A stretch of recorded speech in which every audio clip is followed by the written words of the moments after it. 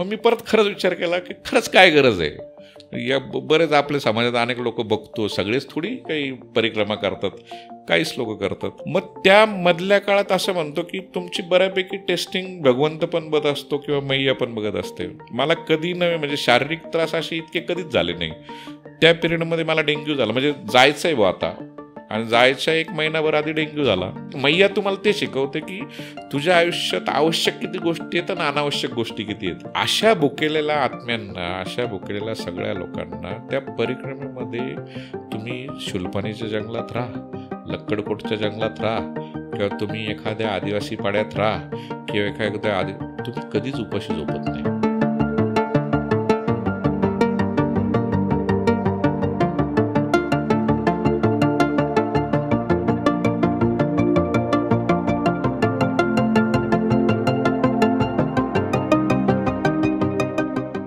नमस्कार आणि अनुभवांकाच्या या एपिसोडमध्ये आपलं स्वागत आहे.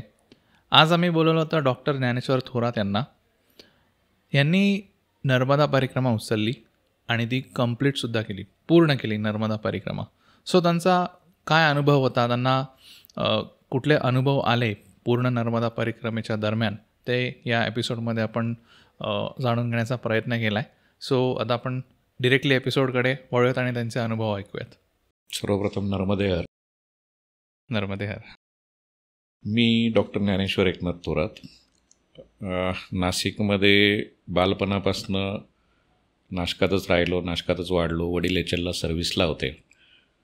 कर्मधर्मसंयोगाने किंवा माझी काय असेल, माझी कौटुंबिक पार्श्वभूमी तशी अध्यात्माकडे झुकणारी. वडील आमचे, आजी आजोबा काका मावशी सगळे वारकरी संप्रदायाशी बऱ्यापैकी जोडलेले आहेत. त्याच्यामुळे वडील एकनाथ, त्यांनी लाडाने माझं नाव ज्ञानेश्वर ठेवलं. पण लहानपणापासून शिक्षण हे एकमेव ध्येय ठेवून पुढे डॉक्टर झालो. मी BAMS कंप्लीट केलं. BAMS कंप्लीट करून नंतर मी माझं छोटंसं क्लिनिक चालू केलं. क्लिनिकचं हळूहळू हॉस्पिटल झालं, हॉस्पिटलचं अजून मोठं हॉस्पिटल झालं. अशा पद्धतीने नाशिक आणि नाशिकच्या आजूबाजूला वैद्यकीय सेवा करतो. 2005पर्यंत मी स्वतः प्रॅक्टिस केली. त्याच्यानंतर हॉस्पिटलच्या माध्यमातून लोकांची सेवा केली. त्याच्यानंतर ब्लड बँक, नर्सिंग कॉलेज असे बाकीचेही त्याच्या जोडीने उपक्रम चालू केले, जेणेकरून वैद्यकीय क्षेत्राला जे काही सपोर्टिव्ह असेल अशा पद्धतीने आजतागायत काम करत गेलो. आणि या संपूर्ण कामामध्ये जी काही कौटुंबिक पार्श्वभूमी होती, अध्यात्माची असेल, त्याचं एक चांगल्या प्रकारचं पाठबळ किंवा चांगल्या प्रकारचे आशीर्वाद लाभले. त्याच्यामुळे आत्तापर्यंतचं जे काही यश मिळत गेलं त्याच्यात त्याचा सगळ्यात महत्त्वाचा वाटा आहे असं मला वाटतं. अशीच थोडक्यात पार्श्वभूमी मी सांगू शकेल. आपलं आध्यात्मिक थोडंसं बॅकग्राऊंड होतं, पण आपण वैद्यकीय क्षेत्रातसुद्धा कार्यरत आहात. सो तुम्हाला नर्मदा परिक्रमा करावी असं का वाटलं? का हे तुमचं जे बॅकग्राऊंड आहे त्याच्यामुळे तुम्हाला कुठे इन्स्पिरेशन मिळालं?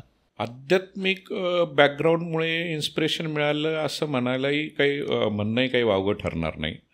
पण जरी मी आधी म्हटलो की आध्यात्मिक बॅकग्राऊंड घरात होतं, पण कधीही म्हणजे आईवडील रोज हरिपाठ करणार किंवा मंदिरात जाणार, लहानपणी बऱ्यापैकी मी कीर्तन प्रवचन ऐकायला जाणं वगैरे ते सगळं होतं. पण जसा जसा शिक्षणाचं म्हणजे अभ्यासाचा लोड वाढत गेला म्हणा, किंवा नंतर प्रॅक्टिसमधल्या जबाबदाऱ्या म्हणा, नंतर कौटुंबिक जबाबदाऱ्या म्हणा, त्याच्यानंतर फारसं काही मी कर्मकांडामध्ये कुठं अडकलो नाही, किंवा त्याच्यानंतर फारसं काही मी त्याच्यामध्ये करू शकलो नाही. पण जे म्हणतो आपण लहानपणी जे काही संस्कार झालेले होते किंवा लहानपणी जे काही मनावर बिंबवलं गेलेलं होतं, त्याच्यामुळे देव ही शक्ती आहे आणि ती शक्तीच हे सगळं नियंत्रण करते याच्यावर ठाम विश्वास असलेला पक्का आस्तिक या कॅटेगरीमधला मी. जरी मेडिकलचं शिक्षण घेतलेलं असलं, बऱ्याचदा असं असतं की काही गोष्टी पटतात, काही गोष्टी पटत नाहीत. पण जरी आध्यात्मिक गोष्टी आहेत त्या सायन्सच्या अनुषंगाने कशा आपल्या स्वतःच्या थॉट प्रोसेसमध्ये ॲडजस्ट करून घेता येईल असं करून पुढे जाणाऱ्यांपैकी विचार करून आध्यात्मिक पार्श्वभूमी असलेला. पण ह्या संपूर्ण वर्षभरात किंवा या पूर्ण माझ्या 40-45 वर्षाच्या आयुष्यामध्ये मी कधी कुठलं पारायण केलं, म्हणजे लहानपणी मी एकदा ज्ञानेश्वरीचं पारायण, तेही आमच्या घराच्या पाठीमागे तो सप्ताह बसायच्या, त्या सप्ताहामध्ये बसलेलं त्यावेळेस म्हणजे न कळत्या वयात झालेल्या त्या गोष्टी. पण कळत असताना बुवा एखादी कुठली साधना केली किंवा कधी मेडिटेशन केलं किंवा कधी एखादं गुरुचरित्राचं पारायण केलं किंवा कुठली एखादी गोष्ट केली, असं काही कधी माझ्याकडनं झालेलं नव्हतं. पण 2007-08च्या दरम्यान आमचे काही वैद्यकीय मित्र, आम्ही असं सहज चर्चा करत असताना, नाशिकमध्ये डॉक्टर संजय वराडे म्हणून एक आहेत, तर त्यांनी जनार्दन स्वामी कुंटेंचं कालिंदी पुस्तक वाचलं होतं आणि आमचं पुस्तकावर डिस्कशन चालू असताना ते सहज म्हटलं की ज्ञानेश्वर एकदा वाच. मग मी ते कालिंदी वाचलं. त्यावेळेस मला पहिल्यांदा नर्मदा परिक्रमा नावाचा काहीतरी एक प्रकार आहे हे मला पहिल्यांदा कळलं. मग कालिंदीनंतर साधना मस्त, त्यांचे 2-3 पुस्तकं आहेत, ते सगळे पुस्तकं वाचले. मग त्यावेळेस असं डोक्यात आलं की त्यावेळेस थोडंसं फॅन्टसीचं वय होतं, 30-35, जे काही करायचं ते मोठंच करायचं, असंच करायचं. तर त्यावेळेस आम्ही ठरलं की कुठंतरी पळवाट असंही म्हणता येईल की आपल्याला करायची नर्मदा परिक्रमा, पण 3 वर्ष 13 महिने 13 दिवसाचीच करायची. अशी साधी काही परिक्रमा आपल्याला करायची नाही. आता त्यावेळेस हे पटतही होतं की हे असं आपल्याच्याने शक्य नाही. पण नंतर जसा जसा काळ जात गेला तसं तसं ते अधूनमधून कधीतरी वर्षातून 1-2 वेळा यायचं की आपल्याला परिक्रमा करायची आहे, आपल्याला परिक्रमाला जायचं आहे. पण ते परिक्रमेला जायचं जे आहे त्यावेळेस सुरुवातीला असं काही नव्हतं की आपल्याला साधना करायची आहे किंवा आपल्याला काहीतरी तीर्थाटन करायचं आहे. फक्त त्यावेळेस डोक्यात एकच होतं की आपल्याला इथून कुठंतरी डिस्कनेक्ट व्हायचं आहे या सगळ्या प्रोसेसमध्ये. कारण की आपण जेव्हा डे टू डेमध्ये काम करत असतो किंवा डे टू डे आपल्या ॲक्टिव्हिटी जेव्हा चालू असतात त्यावेळेस जसं आपण गाडी चालवताना म्हणतो कार्बोरेटरमध्ये कचरा जमा होतो, त्या पद्धतीने मनामध्ये पण ते खूप गोष्टी जमा होत चालतात आणि त्या गोष्टी आपण एक्सप्रेस करूच शकतो दरवेळेस. मग ते तुमचं किती जवळचा मित्र असो, पत्नी असो, आईवडील असो, काय ते काही आपल्याला एक्सप्रेस करता येत नाही. आणि ज्या गोष्टी एक्सप्रेस करता येत नाही त्या गोष्टी आपल्यामध्ये एकदम खूप जास्त प्रमाणात सप्रेस होऊन थांबतात आणि ते सप्रेशन मग नंतर त्रास द्यायला लागतं. मग जसा जसा कालखंड जायला लागला तसं तसं ते खूप वाढायला लागलं, खूप जाणवायला लागलं. मग मध्यंतरी मी विचार केला की आपण ते 10 दिवसाचं इथे इगतपुरीला विपश्यना शिबिराला जाऊ. पण ज्या पद्धतीचा मी माझा इंट्रोस्पेक्टिव्ह केलं की आपला ज्या पद्धतीचा स्वभाव आहे ते पाहता आपण काही 10 दिवस एका ठिकाणी गप्प राहू शकत नाही, एका ठिकाणी न बोलता विपश्यना करू शकत नाही. कारण की स्वतःला आपल्याला पण आपल्या स्वतःच्या मर्यादा माहीत असल्या पाहिजे. त्या मर्यादेचा मी विचार केला नाही, आपल्याला हे शक्य नाही असं तिथं जाण्याच्या पूर्वीच मी विचार केला. 2दा त्याच्यासाठी रजिस्ट्रेशन पण केलं, पण ते होऊ शकलं नाही किंवा मी गेलोच नाही. मग काय करायचं. मग एक 2-4 वर्षापूर्वी एकदा थॉट आला होता की आपण करूया, पण तरीही त्याला काही मूर्त स्वरूप असं येत नव्हतं. मग साधारणतः गेल्या एक 7-8 वर्षापूर्वी एकदा अचानक, म्हणजे मी घरीच बसलेलो असताना अचानक माझ्या डोक्यात आलं की आपल्याला उज्जैनला जायचं आहे. आता उज्जैनला का जायचं आहे, महाकालविषयी तोपर्यंत फक्त ऐकून तो म्हणजे भारतभर भ्रमंती झालेली होती, पण कधी उज्जैनलाही झालेलं नव्हतं आणि महाकालाचं दर्शन पण झालेलं नव्हतं. मग मी घरात आईवडिलांना बोललो आणि मी सकाळी 11-11:30ला गाडी काढली, संध्याकाळी 11-11:30ला मी उज्जैनला पोचलो, दर्शन घेतलं आणि त्याच्यानंतर एक रेग्युलर शिरस्ता झाला की वर्षातून 1-2 वेळा उज्जैनला जायचं. त्याच्यात दुसरं एक असं होतं की रस्त्याने आमची बिजासनी माता म्हणून आमचं कुलदैवत पण आहे, त्याचंही दर्शन व्हायचं, उज्जैनलाही जाणं व्हायचं. तर ते जात असताना नर्मदा मैयाचं दर्शन व्हायचं. मग ते नर्मदा मैयाचा जिथून आपण आता इंदोरला जाताना जो रस्ता आहे तिथंच रस्त्यात तो मोठा ब्रिज लागतो. मग एक दिवस आम्ही सहज त्या ब्रिजवर थांबलो. ब्रिजवर थांबल्यानंतर जेव्हा वरून बघितलं तर मैयाचं जे पाण्याचं पात्र होतं ते कमी झालेलं होतं आणि जो जमिनीचा भूभाग वरती आलेला होता त्याच्यावर बरोबर असा भारताचा नकाशा, म्हणजे वरचं जर आपण काश्मीर वगैरे जर काढून टाकलं तर असा भारताचा नकाशा तयार झालेला तो वरून त्या पुलावरून तसं दिसत होतं. मग मला परत तो थोडासा मोह झाला. मग आम्ही परत गाडी काढली, खाली गेलो, नर्मदेच्या पात्रापर्यंत गेलो. मग पात्रातून बोटीतून मग त्यावेळेस परत जाणवलं की आपल्याला कधीतरी परिक्रमा करायची आहे, पण त्याला परत असंच काहीतरी आपले कारणं नाही, आपल्या मागे ही जबाबदारी येते, अमुक करू तमुक करू, हे झाल्यानंतर होईल, ते झाल्यानंतर होईल, असं चाललं. मग माझ्या कन्येचं ग्रॅज्युएशन कंप्लीट झालं. पोस्ट ग्रॅज्युएशन तिने US केलं. मग एकदा कन्या आलेली असताना, म्हणजे मागच्या वर्षी, म्हणजे 2022 डिसेंबरला, मग मी म्हटलं आपण कुटुंबासह जाऊन एकदा उज्जैनचं दर्शन घेऊन येऊ. मग उज्जैनच्या दर्शनाला गेलो. दर्शन झाल्यानंतर आता एवढ्या वर्षापासून उज्जैनला जात होतो पण कधी ओंकारेश्वरला गेलेलो नव्हतो. मग त्यावेळेस असंच उज्जैन दर्शन करून आम्ही इंदोरून नाशिककडे येत असताना अचानक आलं की म्हटलं आता आहोतच बरोबर, ओंकारेश्वरलाही जाऊन येऊ. मग ओंकारेश्वरला पोचत असताना तिथं मला जाताना 2 परिक्रमावासी रस्त्यात दिसले. मी म्हटलं बहुतेक हे परिक्रमावासीच असले पाहिजे. मग तिथून आम्ही गेलो. मग ओंकारेश्वरला पोचल्यानंतर नदीच्या म्हणजे पात्राच्या त्या बाजूला ओंकारेश्वराचं मंदिर आहे. पण त्या दिवशी प्रचंड गर्दी ओंकारेश्वरला होती. तर आम्हाला त्यांनी सांगितलं की तुम्ही आता ओंकारेश्वराचं दर्शन करायचं असेल तर किमान 10-12 तास लागतील, 15 तास लागतील.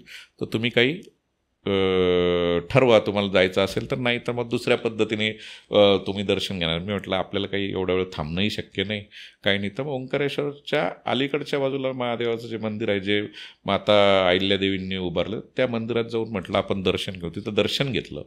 दर्शन घेतल्यानंतर सहज मी घाटावर, आपण जातोच कुठल्याही नदीपात्राजवळ असेल तिथं मंदिर असेल तर घाटावर गेलो. तर योगा तोपर्यंत तो घाट कुठला तेही मला माहीत नाही. तो गोमुख घाट होता. गोमुख घाट म्हणजे जिथं सगळे परिक्रमावासी त्यांचा संकल्प करतात आणि तिथून सुरुवात करतात बऱ्यापैकी 70-80%. गोमुख घाटावर गेल्यानंतर आपण हातपाय धुतो तसं हातपाय धुतले. पाणी हातात घेतल्यानंतर अचानक माझ्या तोंडातून निघून गेलं की मी पुढच्या वर्षी परिक्रमा करेल. नॉट डिसाइडेड, काही प्री डिसाइडेड नव्हतं, काहीच म्हणजे डोक्यात नव्हतं, काहीच नाही. आणि मी तिथून बाहेर आलो आणि माझ्या पत्नीला रुपालीला बोललो की म्हटलं मी असं बोललो आहे, परिक्रमा करायची असं. त्याने तुमच्या डोक्यात काहीतरी चालतं. म्हटलं ठीक आहे, काय हरकत. तिथून वरती आलो. वरती आम्ही चपला काढून ठेवलेल्या होत्या मंदिराच्या बाहेर. तर सगळ्यांच्या चपला आमच्या होत्या, नेमकी माझी चप्पल गेली तिथून. मग मी म्हटलं आपली चप्पल इकडे असेल तिकडे असेल, तर मला चप्पल काही भेटली नाही. मग पत्नीने नेहमीप्रमाणे जो काही टॉन्ट मारत ती म्हणे तुमची मैयाची इच्छा आहे तुमची परिक्रमा करून घ्यायची, म्हणून तिने आत्ताच चप्पल काढून घेतली. मग ते अजून सेकंड स्टॅम्पिंग झालं की आता आपल्याला करायचीच आहे. ते झालं. दर्शन घेऊन बाहेर निघालो. बाहेर निघाल्यानंतर एक साधू महाराज भेटले. आता युजली मंदिरात जाताना माझी वर्षानुवर्षाची सवय जी आहे, किंवा खिशात जर काही आपल्याकडे थोडेफार जे काही पैसे असतील ते तिथं दानपेटीत असेल किंवा काहीतरी आपण सोडून द्यायचे. पण त्या दिवशी इकडच्या मंदिरातून जर आपल्याला कदाचित ओंकारेश्वरला जायचं असेल तर मी 500 रुपये दुसऱ्या बाजूला ठेवलेले होते आणि इतर पैसे मी तिथं टाकून दिले.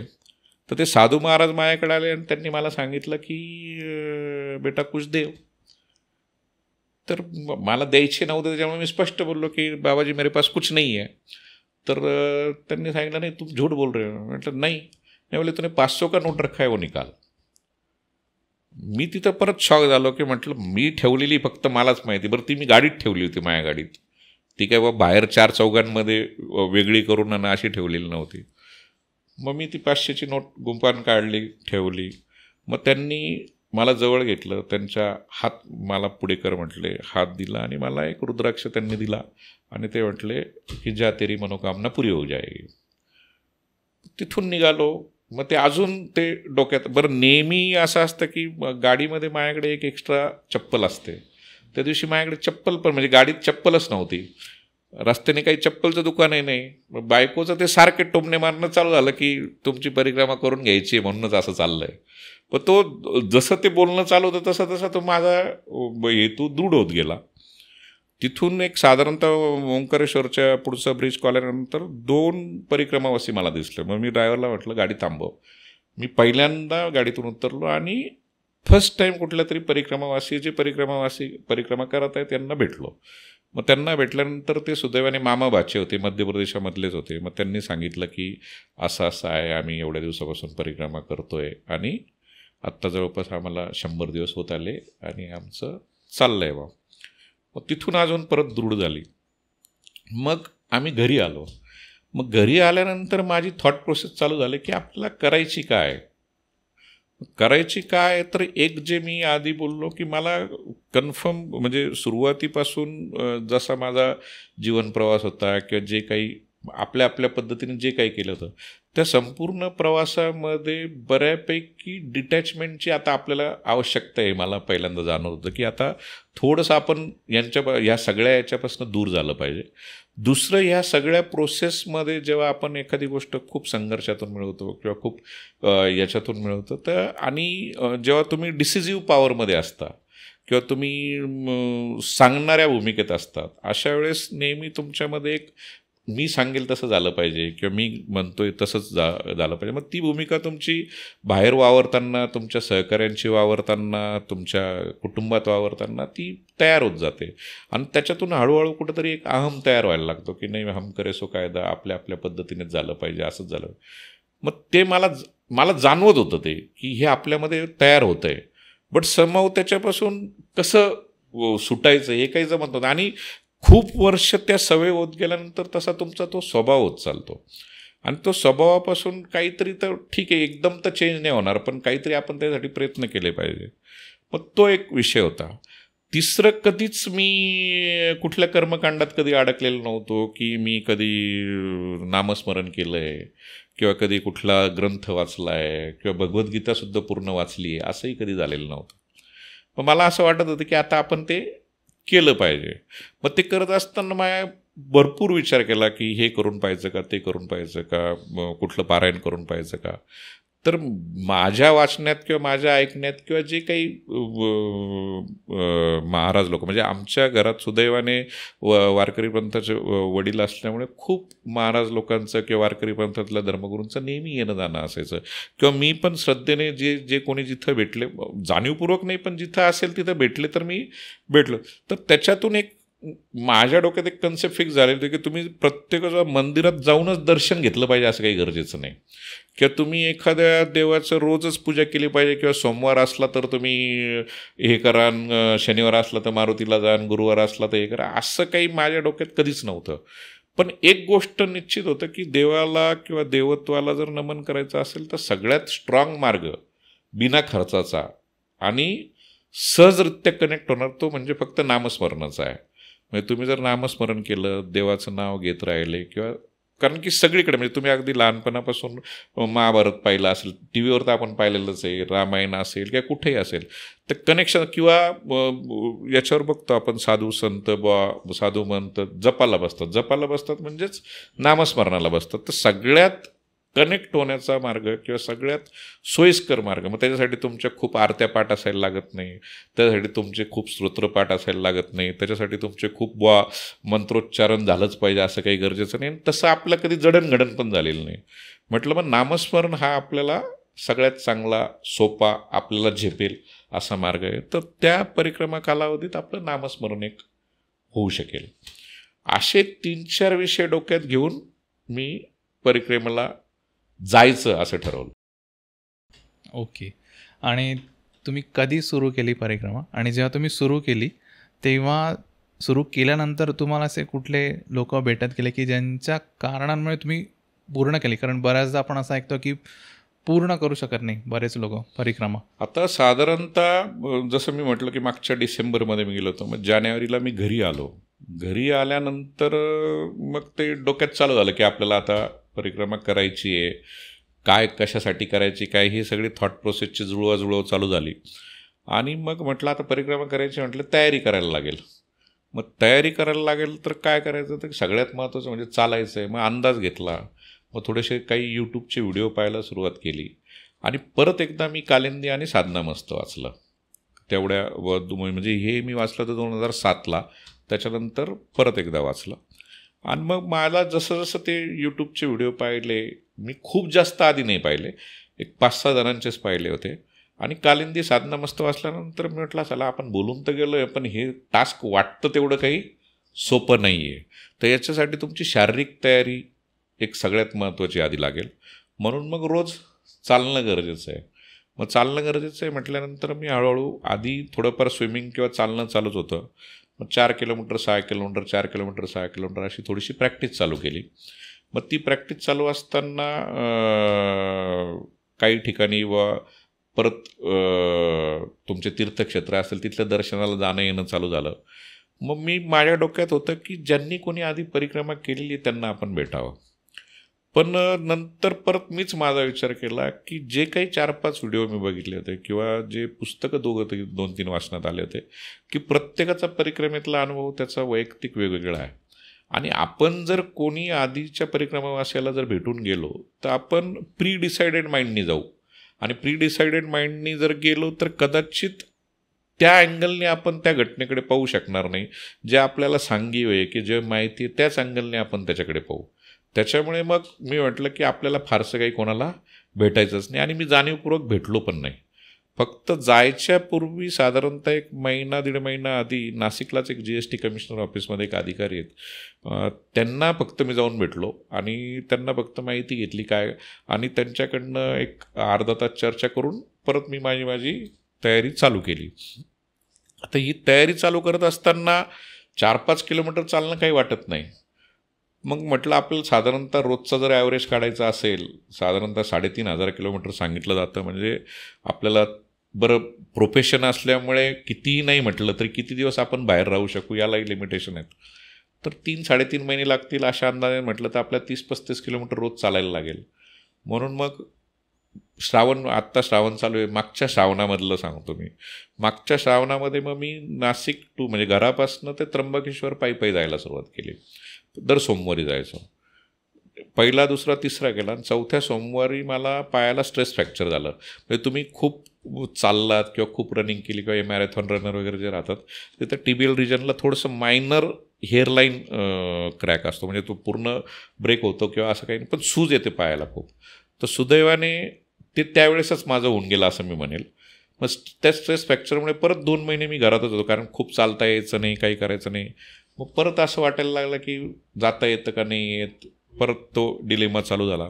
मग या मीनवाईलमध्ये तुम्हाला परिक्रमाला जायचं असेल तर तुम्हाला तुमच्या घरच्यांची परवानगी एकदा घ्यायला लागते. मग पत्नीशी तर चेष्टेत बोलणं झालेलंच होतं. तर तिला असं वाटत होतं की हे म्हणतायत पण कितपत जातील याचं काही सांगता येत नाही. मग मी पहिल्यांदा आईशी बोललो. आई म्हटली कशाला तू काय जायची तिची इच्छा होती, पण एकुलता एक मुलगा कशाला जातो, काय जातो वगैरे असं तिचं हे चाललं. मग मी वडिलांना सांगितलं. वडिलांना प्रचंड आनंद झाला, कारण वडिलांची खूप इच्छा होती, त्यांना पण मागे करायची होती. पण ते म्हटले नाही जातोय तो जा. मग त्यांनी आईला पण बोलले ते की त्याला अजिबात नाही म्हणायचं नाही, तो म्हणतोय ना, आपण फक्त उभं जातो, त्याचं होतं नाही होतं ते तो ठरवेल, पण त्याला करू देत. मग पत्नीचं परत चाललं होतं की हे बघतील. पण नंतर तिच्या एक गोष्ट लक्षात येऊन गेली की आता यांनी एकदाचं ठरवलं आहे म्हणजे गेल्याशिवाय काही राहणार नाही. मग दोघं मुलांची चर्चा केली. मग मुलंही हो, आता ते अजूनही ते बिचारे तसे अजाणत्या वयातच म्हणेल मी, कारण की 20-22 तर आम्हालाही फारसं कळत नव्हतं, त्यांनाही की त्याच्यातलं माहिती आहे. त्यांनी हो म्हटलं. मग तो एक माझा पहिला खूट जो म्हणतो आपण तो मी पक्का करून घेतला की आता फॅमिलीतून काही आपल्याला अडचण नाही आहे, आपल्याला जायला तयारी करायला. मग हे सगळं करत असताना मग आता घरचं झालं, मग बाहेरचं काय करायचं. कारण की माझं जे काही हॉस्पिटल असेल, माझी नर्सिंग कॉलेज असेल किंवा फार्मसीज असतील, जे काही तिथं माझे बऱ्यापैकी सहकारी जातो किंवा माझ्या मित्रांबरोबर मी चालू केलेल्या गोष्टी आहेत आणि सगळे माझे एकदम जवळचे प्रिय घनिष्ठ असेच आहेत. मग मी त्यांच्याशी बोलायला सुरुवात केली. मग जे काही 2-3 मित्र होते त्यांचं ना तुझ्या डोक्यात फरक पडलेला आहे की तुला एक करायची गरज काय, कशासाठी तू करतोयस. पण मी माझ्या पद्धतीने समजून सांगायचा प्रयत्न करतो, पण तो प्रत्येकाचाच तो मेंटल थॉट असेल असं काही असण्याची गरज नाही. मग एकाने मला सांगितलं, अरे तू असं म्हणतो की हे केल्याने असं होईल तसं होईल. मग आता एवढे जगात श्रीमंत लोक आहेत, वॉरन बफे असेल, तुझे अंबानीज असतील, अडानीज असतील, तुझे समजा एखादे प्लेयर असतील, यांनी कुठं परिक्रमा केल्या आहेत, पण त्यांचंही बरंच चाललं आहे ना. म्हणजे कोणाचाही थॉट हा असतो की बा परिक्रमा करायची म्हणजे याला काहीतरी मागायचं असेल, याला काहीतरी इच्छा असेल किंवा याचं काहीतरी हे असेल. माझ्या डोक्यात तसं काही फ्रँकली नव्हतंच की मला काही मागायचं आहे किंवा कारण देवाने म्हणजे जे काही आत्तापर्यंत होतं त्याच्यात मी सॅटिस्फाईड होतो. तर असं काही नाही, तू कशासाठी करतोय. मग मी परत खरंच विचार केला की खरंच काय गरज आहे. या बरेच आपल्या समाजात अनेक लोक बघतो, सगळेच थोडी काही परिक्रमा करतात, काहीच लोक करतात.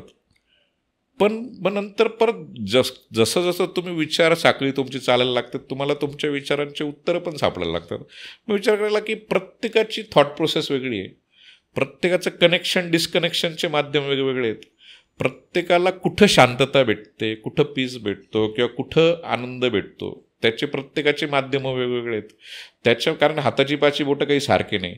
ज्याने त्याने ज्याच्या त्याच्या पद्धतीने जसं ठरवलं असेल तो तसा जगतोय. मला अशा पद्धतीने जगायचं आहे, मला कदाचित ह्या मार्गाने गेल्यानंतर बरं वाटणार आहे म्हणून मला हे करायचं आहे. मग मी माझ्या उत्तरापर्यंत पोचलो की नाही, आपला जो ट्रॅक चालला आहे तो बरोबर चालला आहे. मग माझ्या मित्र कंपनी किंवा पार्टनर जे असतील त्यांच्या एकंदरीत लक्षात आलं की आता याचं कन्फर्म झालेलं आहे, हा काही गेल्याशिवाय राहत नाही. मग त्यांनी पण बऱ्यापैकी सपोर्ट केला. मग त्या मधल्या काळात असं म्हणतो की तुमची बऱ्यापैकी टेस्टिंग भगवंत पण बघत असतो किंवा मैया पण बघत असते. मला कधी नव्हे म्हणजे शारीरिक त्रास असे इतके कधीच झाले नाही. त्या पिरियडमध्ये मला डेंग्यू झाला, म्हणजे जायचं आहे बुवा आता, आणि जायच्या 1 महिनाभर आधी डेंग्यू झाला. आणि मी आधी असं ठरवलं होतं, म्हणजे युजली तुमचा जो प्रश्न होता की साधारणतः परिक्रमा कधी उचलायची असते, तर आपल्या महाराष्ट्रामध्ये अशी धारणा आहे की दिवाळीनंतरची जी एकादशी आहे त्या एकादशीनंतर परिक्रमा उचलायची बुवा. पण मध्य प्रदेशमध्ये दसऱ्यानंतर बऱ्यापैकी लोक परिक्रमा उचलतात. तर माझं 1-2 जणांशी जे काही बोलणं किंवा माहितीतून कळलं होतं की जर दसऱ्यानंतर जर तुम्ही परिक्रमा उचलली तर थोडी सोपी जाईल.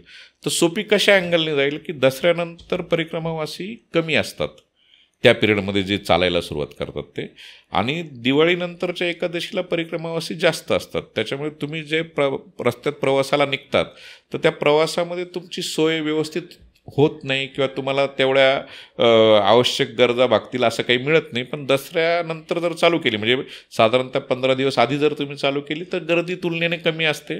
तर मग मी ठरवलं होतं की आपल्याला दसऱ्यानंतर जायचं. पण त्याच पिरियडमध्ये माझं आजारपण म्हणजे डेंग्यू झाला. नंतर माझं सर्वायकल स्पॉन्डिलिसचा मला त्रास, ते सर्वायकल स्पॉन्डिलिस अचानक चालू झालं. त्याच्यानंतर पोटाचे विकार चालू झाले. म्हणजे म्हणजे एकातून आता हे झालं की आपण निघू, हे झालं की आपण निघू. मग मध्यंतरी आम्हाला नवीन एक BSc नर्सिंगचं प्रपोजल तयार करायचं होतं. त्या प्रपोजलची डेटही नेमकी तेव्हाच आली. मग म्हणजे ते पण लॉंग टर्मचं आम्ही विजन ठेवलेलं होतं. मग हे सगळं असं एकामागे येत होतं. आणि तरी मी प्रत्येक झाल्यानंतर म्हणजे नाही आता हे झाल्यानंतर मी 2 दिवसानंतर निघेल, हे झाल्यानंतर मी 2 दिवसानंतर, आणि मी शेवटपर्यंत तारीख काही निघेल. पण सुरुवातीला म्हणजे मी जेव्हा तुम्हाला म्हटलं की मला ते दोघं परिक्रमावासी भेटले, ओंकारेश्वरवरून आम्ही निघालो, जेव्हा मी म्हटलं की मी पुढच्या वर्षी करेल, त्यावेळेस मात्र मी ठरवलं होतं की तिथून घरी आल्यानंतर मी कॅलेंडर बघितलं होतं. आणि कॅलेंडरमध्ये त्याच्यानंतरची एकादशी होती 24 नोव्हेंबरला, 23 की 24 नोव्हेंबर.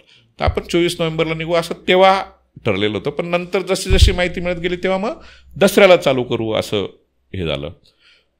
तर ते कुठल्याही म्हणजे मी पुष्कळ प्रयत्न केले की दसऱ्याला निघू, पण दसऱ्याला निघणं काही झालं नाही.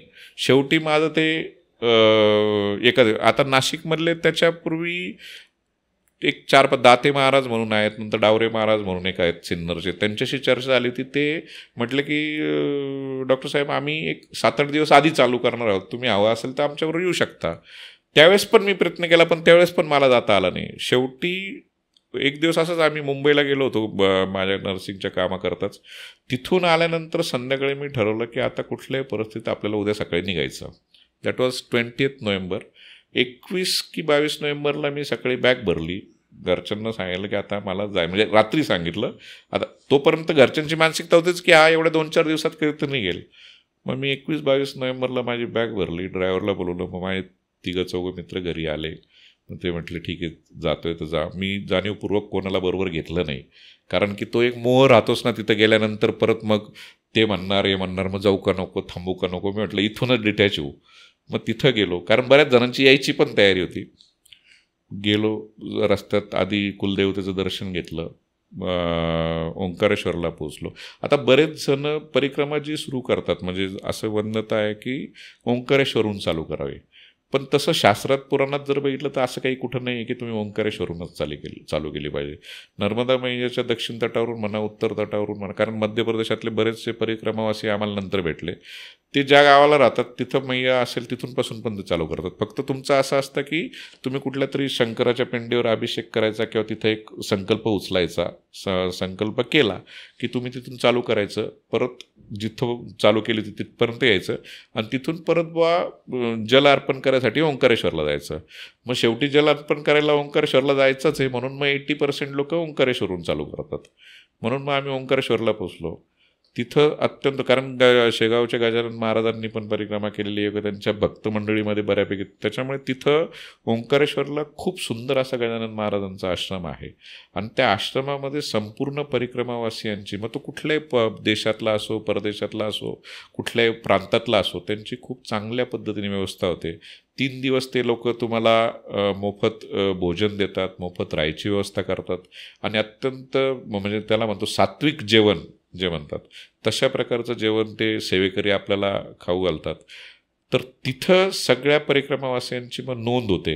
तुमचं जसं म्हणतो की पासपोर्ट निघतो तसं तिथं एक आधार कार्ड तुमचं घेऊन तुमची माहिती करून तुम्हाला एक ID कार्ड दिलं जातं आणि त्याच्या व्यतिरिक्त मग तुम्ही ज्या घाटावर किंवा ज्या ब्राह्मण देवतेकडनं पूजा करतात ते देखील तुम्हाला एक संकल्प झाल्यानंतर एक कार्ड देतात. ते घेऊन तुम्हाला परिक्रमा चालू करायची असते. त्याच्यामुळे जी महाराष्ट्रातली मंडळी आहे ती मोस्टली दिवाळीनंतरच्या एकादशीपासून चालू करतात. पण दसऱ्यानंतर जरी चालू केली, म्हणजे कारण की तिकडचा चातुर्मास दसऱ्यानंतर संपतो, तर तुम्ही दसऱ्यानंतर जरी चालू केली तरी चांगलं असं मला वाटतं. हा तुमचा माझ्यामध्ये पहिला प्रश्न होता. दुसरा काय होता त्याच्यात? तुम्हाला असे कुठले लोक भेटत गेले ड्युरिंग परिक्रमा की तुमच्याकडनं ती पूर्ण झाली? कारण बऱ्याच असं म्हणतात की मैयाच्या मनात असेल तर ती पूर्ण होते आणि बऱ्याच लोकांची ती पूर्ण होत नाही. आता जेव्हा इथून निघालो त्यावेळेस कन्सेप्ट माझी एकदम क्लिअर होती की एकटंच जायचं, कोणालाच बरोबर घ्यायचं नाही. आता कोणालाच बरोबर न घेण्यामागची माझी भूमिका पण स्पष्ट होती की जर मी इथून माझ्या कोणाच्या ओळखीच्याला जर घेऊन गेलो असतो किंवा माझ्या मित्राला घेऊन गेलो असतो, माझ्या नातेवाईक, मी नो डाऊट माझ्या एका चुलत भावाला विचारलं पण होतं, तो गावावर शेती करतो, त्याला विचारलं होतं तू येतो का, एकाच माणसाला मी विचारलं होतं. पण समोर त्याचंही गुडघ्याचं दुखणं त्याच्यामुळे तो नाही म्हटला. मग त्याच्यानंतर मी ठरवून टाकलं की आता कोणालाच विचारायचं. विचारलं असतं 100% 2-4 जण कोणतरी बरोबर भेटलेच असते जे मला डे टू डेमध्ये ओळखतात, पण मला ते नको होतं. त्याचं कारण असं की इथंही आपलं जाण्याचं उद्दिष्टच जर डिटॅचमेंट आहे तर तिथं गेल्यानंतरही पण रोज त्याच चर्चा होतील, तेच राहील की आज इथं काय झालं, मग तू तिथं असं काय केलं होतं, तसं काय झालं. तर मला ते कुठल्याही परिस्थितीत नको होतं आणि शक्यतो अनोळखी लोकांबरोबर राहावं, कारण तिथं परिक्रमावासी भेटतातच, तिथं काही तुम्ही एकटे नसता. तर म्हणून मी बरोबर काही कोणाला नेलंच नव्हतं. तिथं गेल्यानंतर योगायोगाने कर्मधर्म संयोगाने ज्या दिवशी मी गजानन महाराज आश्रमात होतो तिथं गेल्यानंतर मग थोडीशी हे वाटायला लागलं की कोणीतरी एखादं माहितीतलं बरोबर असावं. पण नंतर परत रात्री, कारण की तुमची इतकी मनाची चलबिचल चालू असते ना का एक म्हणजे बोलणं हा खूप सोपा विषय आहे की मी परिक्रमा करून येतो किंवा मी परिक्रमाला जाऊन येतो, पण तुम्ही डे टू डे इतके सगळ्यामध्ये गुंतलेले असता की जेव्हा ते जसं जसं ते नजरेत यायला लागतं नाही आता मी जाणार आहे, त्यावेळेस आता आपल्याला 3 महिने परत घरी यायचं नाही आहे, 3 महिने बायको पोरं कोणीच दिसणार नाही, आईवडिलांशी काहीच संपर्क राहणार नाही, हे जेव्हा जसं जसं जाणवायला लागतं तेव्हा मन म्हणतो ना आपण इतकं स्पीडनी पळायला लागतं. मग तेव्हा जाणवायला लागलं की कोणतरी पाहिजे काहीतरी. आणि मी ठरवलं होतं की जो माझा रेग्युलर नंबर आहे तो नंबर पण मी बरोबर नेला नव्हता, म्हणजे मी ते सिम कार्डच घरी काढून ठेवलं होतं. मी तिथल्या परिक्रमेसाठी दुसरं वेगळं सिम कार्ड घेतलं होतं. ते सिम कार्ड पण तो एकच नंबर मी घरी दिलेला होता आणि दुसरं जे सिम कार्ड होतं ते फक्त मी परिक्रमेमध्ये जे माझ्याबरोबर चालतील बुवा, समजा मी आज 2 किलोमीटर चाललो, योगायोगाने तुमच्याशी ओळख झाली तर तुम्ही कुठे थांबलायत, मी कुठे थांबलो याची चर्चा करायसाठी असे 2 सिम कार्ड मी घेतले होते. तो दुसरा नंबर पण मी घरी दिलेला नव्हता, म्हणजे जो एक नंबर दिला तो फक्त संध्याकाळी मी चालू करायचो, त्याच्यावरनं मी ख्याली खुशाली कळून द्यायचो की व्यवस्थित आहे, सगळं चाललं आहे. पण अशा पद्धतीने जेवढं जास्तीत जास्त बुवा लोकांपासून लांब राहता येईल अशा पद्धतीने ठरूनच निघालो होतो. मग माझं संकल्पासाठी मी आदल्या दिवशी तिथं चर्चा राहता, आम्ही सकाळी 5:30-6ला गाठावर. आदल्या दिवशी मला डोंबिवलीचे एक रत्नपारखी म्हणून सद्गृहस्थ आहेत ते भेटले. मग ते म्हटले डॉक्टर तुम्ही, बरं मला दुसरी गोष्ट मी ठरवलं होतं की मला ओळख सांगायची नाही की मी डॉक्टर आहे असं मी ठरवलं होतं. पण ते पहिल्याच दिवशी कॅन्सल आहे, कारण की माझा जो ड्रायव्हर आहे ते त्या रत्नपारखींना भेटला आणि त्या रत्नपारखींना सांगितलं की माझे सर ते डॉक्टर आहेत आणि ते आलेले आहेत. तर त्यांनी आलेला डॉक्टर म्हणायला सर ते मी जिथं जिथं प्रयत्न करायचो की मला नाही ओळख सांगायची, तोपर्यंत तो पूर्ण परिक्रमेमध्ये प्रचार प्रसार होऊन गेला. बरं डॉक्टर सांगायचं नाही म्हणजे मी खूप एक्स्ट्रा ऑर्डिनरी असं काही माझ्या डोक्यात नव्हतं, पण शक्यतो आपली ओळख न दाखवता नाव सांगायचं तेवढं सफिशियंट आहे. म्हणजे जे मला करायचं होतं की मी नाही आहे अशा पद्धतीने, तसं काही ते होऊ शकलं नाही. ते डॉक्टर आहे ते कळलं. मग ते म्हटलं की आपण सकाळी संकल्पाला बरोबर. म्हटलं ठीक आहे काय हरकत नाही. मग तिथं आम्ही संकल्पाला बसलेलं असताना मग नाशिकच्या आमच्या पटवर्धन काकू भेटल्या, तुमच्या मातोश्री, नंतर हे भेटले काय म्हणतात त्याला रत्नपारखी होते, नंतर एक कोकणातनं एक वर्षालीताई डंबे म्हणून त्या आलेल्या होत्या, त्या भेटल्या. मग सुरुवातीला असं काही ठरवलं नव्हतं की आपण बरोबर जाऊ वगैरे काय, पण मग चालायला निघालो. आणि मला चांगलं आठवतं की काकूंनी असं सांगितलं की आम्ही चालायला सुरुवात केल्या त्या म्हटल्या की डॉक्टर आपल्याला काठानेच करायची, मैयाच्या किनाऱ्यानेच. आणि मला तोपर्यंत माहिती कळली होती की पहिल्या दिवसाचा जो टप्पा आहे तो खूप कठीण आहे, खूप मोठी मोठी दगडं आहेत, तिथं काटेरी झुडपं जास्त आहेत, जंगलाचा भाग आहे. तर पहिल्या दिवसाचा टप्पा हा आपल्याला हिरोईक काहीच करायचं नाही, सरळ साधं सोपं सहज जे असेल ते आपण करायचं असं मी ठरवलं होतं. मग मी काकूंना सांगितलं, बरोबर माझ्याबरोबरचे 1-2 जण, त्यांना पण सांगितलं की आपण शक्यतो रस्ता मार्गाने जाऊ, तिकडून जायला नको. पण मी 8 तास काही धरला नाही, कारण की तोपर्यंत असं करण्याचंही काही कारण नव्हतं. आणि मग आम्ही जायला निघालो. मग योगाने मग ते जे काही नाशिकचे बरोबरचे 2-3 ते असतील, आम्ही 5-6 जण, आपोआप तो एक 6-7 जणांचा ग्रुप तयार होत गेला. मग मागे पुढे बरं चालत असताना एक गोष्ट दुसरी जी मी ठरवली होती की चालताना कोणाशीच बोलायचं नाही, तुम्ही थांबले की मग बोला. तो बऱ्यापैकी पहिल्या दिवशी प्रयत्न करून पाहिला, पण काहीतरी बोलणं व्हायचंच, कारण की शेवटी तुम्ही कुठला संकल्प जरी घेतला तरी त्याची प्रॅक्टिस व्हायला, सवय व्हायला वेळ लागतो. पण नंतर मी तो खूप चांगल्या पद्धतीने पाळला. म्हणजे एकदा चालायला सुरुवात केली की जोपर्यंत थांबत नाही किंवा समोरून तिथलं स्थानिक रहिवासी कोणी म्हणत नाही की बाबाजी आव चाय ले लो या बाबा, तोपर्यंत मी शक्यतो कोणाशीच बोलत नव्हतो. जेवढा वेळ चालतोय तेवढा वेळ जेवढं आपलं नामस्मरण होईल तेवढं नामस्मरणामध्ये लक्ष घालायचं बुवा असं. मग आम्ही असे 5-6 जण जात गेलो. सुरुवातीला सामानही भरपूर होतं, कारण की आपण सुखवस्तू तथाकथित घरातले आहोत, तर प्रत्येक गोष्टीची आपल्याला सवय झालेली असते. प्रत्येक गोष्टीच्या आपल्याकडं, म्हणजे मी घरात झोपताना डाव्या बाजूला नॅपकिन ठेवलेलंच पाहिजे, मला डास असतील तर ओडोमॉस लावलेलंच पाहिजे, नाही तर गुड नाईट तरी चालूच पाहिजे, जे असेल ती उशी मला अशीच पाहिजे, जी काय म्हणतो आपण त्याला मेमरी फोमवालीच उशी पाहिजे. ह्या म्हणजे तसंच जगत आलेलो किंवा त्याच लाईफस्टाईलने जगत आलेलो. त्याच्यामुळे मग त्या सगळ्या वस्तू बरोबर घेतलेल्या, त्याचा अंदाज नाही की सुरुवातीला जरी मी प्रॅक्टिस करत असताना एक 5-6 वेळा प्रयत्न केला होता की आपण पाठीवर वजन घेऊन चालून पाहू. वडिलांनी मला पुष्कळ सांगायचा प्रयत्न केला की वजन जास्त नेऊ नको, कारण की वडील माझे दरवर्षी पायी पंढरपूरला वारीने जातात. पण वडील ठीक आहे बा सांगतायत, मी करू शकतो, ते एक राहतं. त्या पद्धतीने मी बऱ्यापैकी, म्हणजे माझं पहिल्या दिवशी 12.5 किलो वजन पाठीवर होतं, म्हणजे सगळं बॅग आणि ते धरून. पण एक हुशारी अशी झाली की त्या आदल्या रात्री मी ते वजन पाठीला लावलं आणि थोडंसं रूममध्ये चक्कर मारून पाहिले. पण माझा कॉन्फिडन्स थोडासा डळमळीत व्हायला लागला. मग मी माझ्या ड्रायव्हरला सांगितलं की तू एक काम कर, आम्ही पहिला टप्पा एक 12-15 किलोमीटरचा पार करोस तर तू काही ओंकारेश्वर सोडू नको, आम्ही जातो, मला कितपत ते वजन सोसवतं ते बघतो आणि त्याच्यानुसार तुला सांगतो. म्हणजे याच्यातलं एक्स्ट्रा आहे, म्हणजे लिटरली एक कमंडलू घेऊन बरोबर जायचा असतो. पण मग डॉक्टर, क्लिनलीनेस, मग टाटा स्वच्छचं ते फिल्टरची बाटली, मग कोणी आपल्याला चहा दिला तर आपल्याजवळ एक थर्मास पाहिजे म्हणून थर्मास, प्लस पाणी प्यायला पण एक छोटीशी बॉटल किंवा अशा 3 बाटल्या बरोबर होत्या. थोडासा फोटो सेन्सिटिव्ह असल्यामुळे गॉगल, मग हॅट, मग तुमचं म्हणजे ज्या गोष्टी अनावश्यक, म्हणजे मैया तुम्हाला ते शिकवते की तुझ्या आयुष्यात आवश्यक किती गोष्टी आहेत आणि अनावश्यक गोष्टी किती आहेत.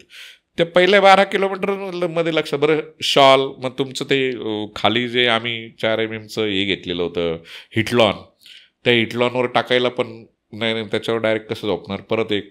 मग ते 12 किलोमीटर नंतर ती सगळी हाऊस निघाली. मग ते पहिल्या दिवशी आम्ही 2-2.5 किलो वजन काढलं. मग त्या ड्रायव्हरला बोललो, त्याला म्हटलं बाबा एवढं काही कॅरी करणं शक्य नाही, हे तू घेऊन जा. मग तो ते घेऊन गेला. त्याच्यानंतर चालत चालत मी पुढे खलघाटपर्यंत, खलघाटला गेल्यानंतर तेही वजन खूप असह्य व्हायला लागलं. तिथं परत 2-2.5 किलो काढलं. ते 2-2.5 किलो काढल्यानंतर म्हणजे साधारणतः मग नंतर 7-7.5 किलो वजन पाठीवर राहिलं, 7.5-8. पण मग परिक्रमेत जसे म्हणजे तुम्ही परिक्रमा करता, म्हणजे तुम्ही काही एकटे परिक्रमा करा, म्हणजे मी किती म्हणत असलो की मी परिक्रमा केली तर हे 100% असत्य आहे. 100% ही मैयाने माझ्याकडनं पूर्ण करून घेतली. आणि मैयाने पूर्ण करून घेत असताना माझ्या परिक्रमेचं जे काही फल आहे किंवा जे काही सार्थ आहे, त्याच्यामध्ये एक आहे की याच्यामध्ये माझ्या कुटुंबाने मला दिलेलं पाठबळ, माझी पत्नी असेल, माझे आईवडील असतील, माझे मुलं असतील. कारण की आज आपण बघतो की म्हणजे मी माझ्या प्रोफेशनमध्ये आमचे डॉक्टर सहकारी असतील, नवीन असतील, जुने असतील, 2 दिवस जरी कुठं जायचं असलं तर बायको इतकी आकंतांडव करते की त्याला उत्तरं देता देता नाकी नव्हतं. 3 महिने आपला नवरा बाहेर जाणार आहे, 4 महिने. बरं, ते असं काही नाही मी बा 60-70 गेलेलं आहे, रिटायरमेंटला गेलं, असंही काही नाही. एकदम डे टू डे ॲक्टिव्ह लाईफमध्ये आपण असं करतोय. तिचं पण ते म्हणजे ती बऱ्याचदा मध्ये नाराज व्हायची आमचे जेव्हा फोन व्हायचे ना. तिचा स्वर काही कधी पॉझिटिव्ह असायचा पण नसा, पण तिचा तो आतून तिने पण तो संताप तिचा चालू होता. पण तिने पण ते 3 महिने 4 महिने तो धीर धरला, माझ्या मुलांनी धरला. आणि सगळ्यात महत्त्वाचं म्हणजे परिक्रमेमध्ये जे कोणी माझ्याबरोबर चालणारे होते, जरी ते माझे जवळचे नव्हते, जरी ते अटॅचमेंटवाले नव्हते, तरी पण तो जो एक टेम्पो तयार, जसं आपण पंढरपूरला वारीला जातो, त्या वारीमध्ये एक टेम्पो तयार होतो की बरोबरचे सगळे चालत असतात. जसं आपण लोकलमध्ये बसतो, लोकलमध्ये जर तुम्ही मुंबई लोकलला स्टेशनवर जाऊन उभे राहिलात तर तुम्हाला गाडीत बसायची गरज नाही, लोक ते आपोआप गर्दी तुम्हाला मध्ये घेऊन जातात. तशा पद्धतीने परिक्रमेत सुद्धा जे तुमच्या बरोबर चालणारे असतात ते आपोआप तुम्हाला घेऊन जातात. आमच्याबरोबरची कोणाची मानसिकता, समजा माझ्याबरोबरच्या एखाद्या सहकार्याची मानसिकता खराब झाली तर त्यावेळेस मी म्हणणार त्याला नाही नाही चल थोडं माझी खराब झाली तर त्यावेळेस ते म्हणणार की नाही तुम्ही चालत राहा, करत राहा, पुढे थांबा, हे करा. तर हे जे सहकारी तुम्हाला रस्त्यात भेटतात, मग ह्या पूर्ण टप्प्यामध्ये म्हणजे इनिशियली मला नाशिकच्या जसं म्हटलं काकू भेटल्या, तुमचे डोंबिवलीचे रत्नपारखे भेटले, कोकणच्या ताई होत्या, नंतर पुढे मग गुजरातचे दोघं भेटले, नंतर जळगाव वगैरे तिकडची मंडळी भेटली, नंतर दिंडोरीची काय, म्हणजे तो एक वेगळा परिवार पण तयार झाला. आणि त्या प्रत्येकाचं त्या माझ्या परिक्रमेमध्ये पूर्ण झाल्यामध्ये त्या प्रत्येकाचं 100% योगदान आहे. कारण की कुठं ना कुठं जो काही बूस्ट लागत होता, मग त्याला प्रत्येक ठिकाणी घडलेले प्रसंग पण कारणीभूत आहेत की त्या त्या प्रसंगामुळे बऱ्याचदा तुमची मानसिकता पण खराब होते. म्हणजे माझ्या बाबतीत तर म्हणजे कोणीच असं म्हणू शकत नाही की मी केली आणि मीच करू शकतो, आणि कोणीच असं म्हणू शकत नाही मला एकदाही वाटलं नाही बा मी घरी जावं. जे म्हणतात ते 100% खोटं बोलतात, हे मी माझ्या अनुभवावरून सांगतो. म्हणजे कदाचित थोडंसं धाडसाचं होईल, पण मला काही कोणाला दोष द्यायचा अशातला प्रकार नाही. कारण की वी आर ह्युमन बिईंग. आपण काही साधू संत आहोत किंवा दैवी आत्म्या आहोत किंवा आपल्याला सांसारिक जबाबदाऱ्यांनी अशा कॅटेगरीतल्या माणसांबद्दल मी बोलतोय. मी काही बा जे तपश्चर्या करतायत किंवा त्यांच्याबद्दल बोलण्या इतका मी मोठाही नाही किंवा त्याच्याबद्दल मी कमेंट पण करू इच्छित नाही. पण जे माझ्यासारखे सर्वसामान्य आहेत, हे सर्वसामान्यांच्या मनात जे काही प्रश्न असतात की कशी पूर्ण करायची, होऊच शकत नाही. म्हणजे तुमच्या मनात 100दा विचार येतात की का आम्ही करतोय. म्हणजे मला अनेकदा असं जेव्हा चालत असताना असं जाणार कशासाठी करायचं, कशासाठी हा त्रास, रोज एवढं 30 किलोमीटर चालायचं, काय अडलंय. बरं, हायवेने चालत असताना जर समोरून गाडी जाताना दिसली, म्हणजे माझ्याकडे समजा इनोवा कार आहे, समोरून इनोवा जात दिसले तर एखाद दिवशी मला संताप व्हायचा की इनोवा समोरून चालली आणि मला तिच्यात बसता येत नाही.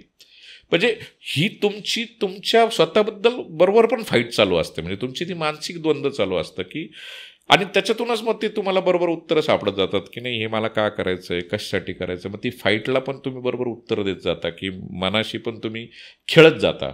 कारण की हा असा पॅच असतो म्हणजे परिक्रमेत जे मला जाणवलं की तुम्ही जेव्हा डे टू डे लाईफमध्ये वावरता त्यावेळेस तुम्ही स्वतःशी कधी बोलतच नाही.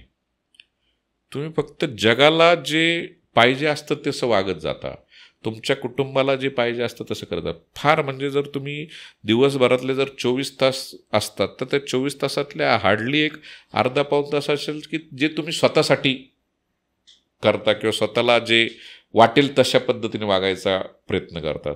स्वतःशी संवाद हा कुठंच नसतो. तो परिक्रमेत खूप चांगल्या पद्धतीने होतो. तुमचा स्वतःशी खूप चांगला संवाद होतो. तुम्हाला तुमचं पूर्ण आयुष्य मागचं आधीपासून म्हणजे लहानपणापासून आत्तापर्यंत आठवतं. कारण मी माझ्या अनुभवानं सांगतो, माझ्या दैनंदिन धावपळ माझी मुलं कधी मोठे झाले मला कळलंच नाही. तर मी ते आठवत होतो की नाही यांचं कधी म्हणजे डिटॅचमेंट इज नॉट की नाही मला माझा संसार सोडून जायचं आहे की मला माझी बायको पोरं सोडायची आहेत किंवा त्या डिटॅचमेंटमधून पण मला एक प्रकारची अटॅचमेंट मी जे गमावलं होतं ते मी शोधायचा प्रयत्न करत होतो. ते पण आपोआप होतं म्हणजे जसं माझं होतं तसं सगळ्यांचं होतं. त्याच पद्धतीने सगळ्यांचं हे पण होतं की एका सर्टन लिमिटमध्ये जेव्हा शारीरिक थकवा यायला लागतो, कारण की दिस ऑल इज माइंड गेम. म्हणजे तुमची जर 100% भगवंतावर विश्वास असेल, तुमचा जर 100% मैयेवर विश्वास असेल तरच तुम्ही करू शकता, अदरवाईज नाही. आणि हा विश्वास हा तुमची मानसिक शक्ती जर शाबूत राहिली तरच राहतो.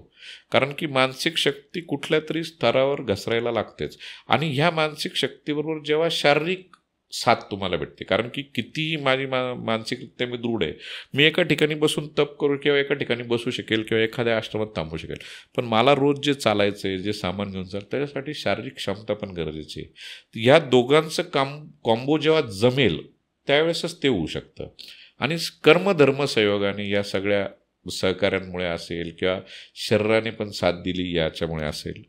कारण की सुरुवातीला मी ठरवून गेलो होतो की माझ्या डोक्यात एक कन्सेप्ट की आपल्याला त्रास होणार आहे, शारीरिक त्रास म्हणजे पायाला फोडे येणारच आहेत, पाय दुखणारच आहेत, डोकं दुखणारच आहे, कधीतरी ताप येणारच आहे, कधीतरी जुलाब होणारच आहेत. पण त्यावेळेस काय रेमेडी घ्यायची किंवा काय करायचं म्हणजे त्यावेळेस मी ठरवलं होतं की असा त्रास व्हायला तर मी 2 दिवस थांबून घेईल किंवा पण हे आधी ठरवणं आणि जेव्हा ॲक्च्युअल तिथं व्हायला लागतं म्हणजे मला आठवतं की 6वा दिवस होता. 6व्या दिवशी मला पाऊस झाला होता आणि अचानक खूप ताप भरला. ताप म्हणजे खलगाटच्या पुढे होतो आम्ही. आणि ती रात्र मी कशी काढली मला माहिती. त्या रात्री मी ठरवून घेतलं होतं की this was my last day of parikrama. 6 दिवस झालेले आहेत. मी बायकोला फोन पण केला की उद्या मी गाडी मागून घेतो, मी खलगाटला जातो, एका हॉटेलला थांबतो, गाडी पाठवून दे. पण तिने मला तिथून फोन, मग आता तुम्ही गेलेच आहे तर एक काम करा, पायी नाही करायचं तर गाडीने तरी करून या. मग तिने एका ट्रॅव्हलवाल्याचं मला ते ब्रोशर पण पाठवलं की असा कारण तोपर्यंत मी बाय रोडचा ब्रोशर बघितला नव्हता.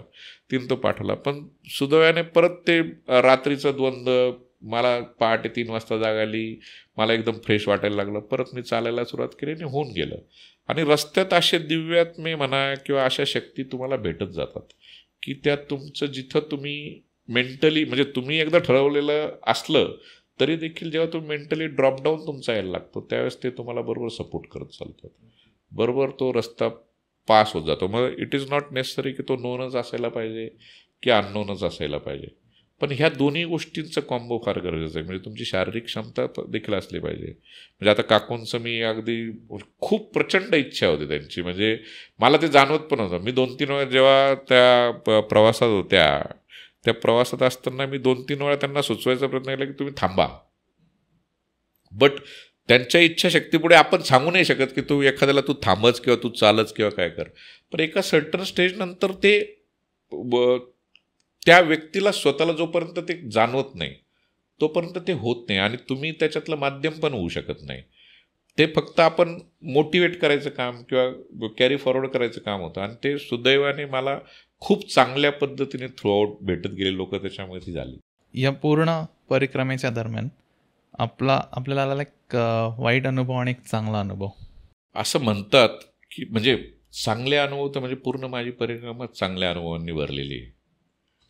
म्हणजे वाईट अनुभव असा मनुष्य स्वभाव असतो, काही ठिकाणी होतात, घटना होतात, पण आम्हाला फार, मी मांडवगडापासून खाली उतरल्यानंतर पुढे 1-2 अशा एक महाराज आम्हाला भेटले. तेव्हा चर्चा करताना असंच आमच्या शेजारचा ग्रुप एक चर्चा करत होता की ते असं बोलले, ते अमुक झालं, ते तमुक झालं. सुरुवातीला आम्ही पण करत होतो तशी ते चर्चा व्हायची, याने असं का केलं, त्याने तसं केलं, मग इथं ते भोजन येतं, मग तुम्ही रांगेतच बसलं पाहिजे, अमुकच गेलं पाहिजे, ते होतं. पण त्या महाराजांनी खूप चांगलं, तुम्ही इथं आलेले आहात ते पॉझिटिव्ह करण्यासाठी, म्हणजे काहीतरी चांगलं करण्यासाठी, तर तुम्ही जे दिसतंय ना त्याच्यातलं फक्त चांगलं शोधायचा प्रयत्न करा. वाईटाकडे पाऊस नका. म्हणजे तिथं तो कोण कसा वागतोय, कोण काय करतंय.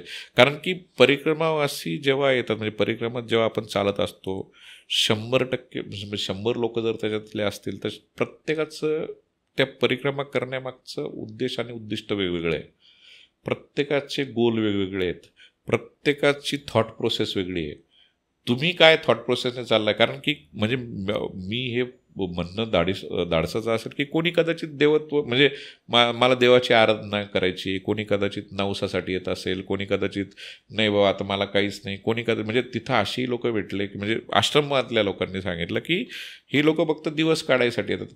बट त्यांना तसं म्हणणं कदाचित ते सोपं असेल त्या आश्रमवाल्यांना की हे लोक दिवस पण ही लोक जी दिवस काढायला जातात त्यांच्या भूमिकेतून त्यांनी त्यांच्या आयुष्यातले काय प्रॉब्लेम असतील हे त्यांना इंडिव्हिज्युअल माहिती असतील.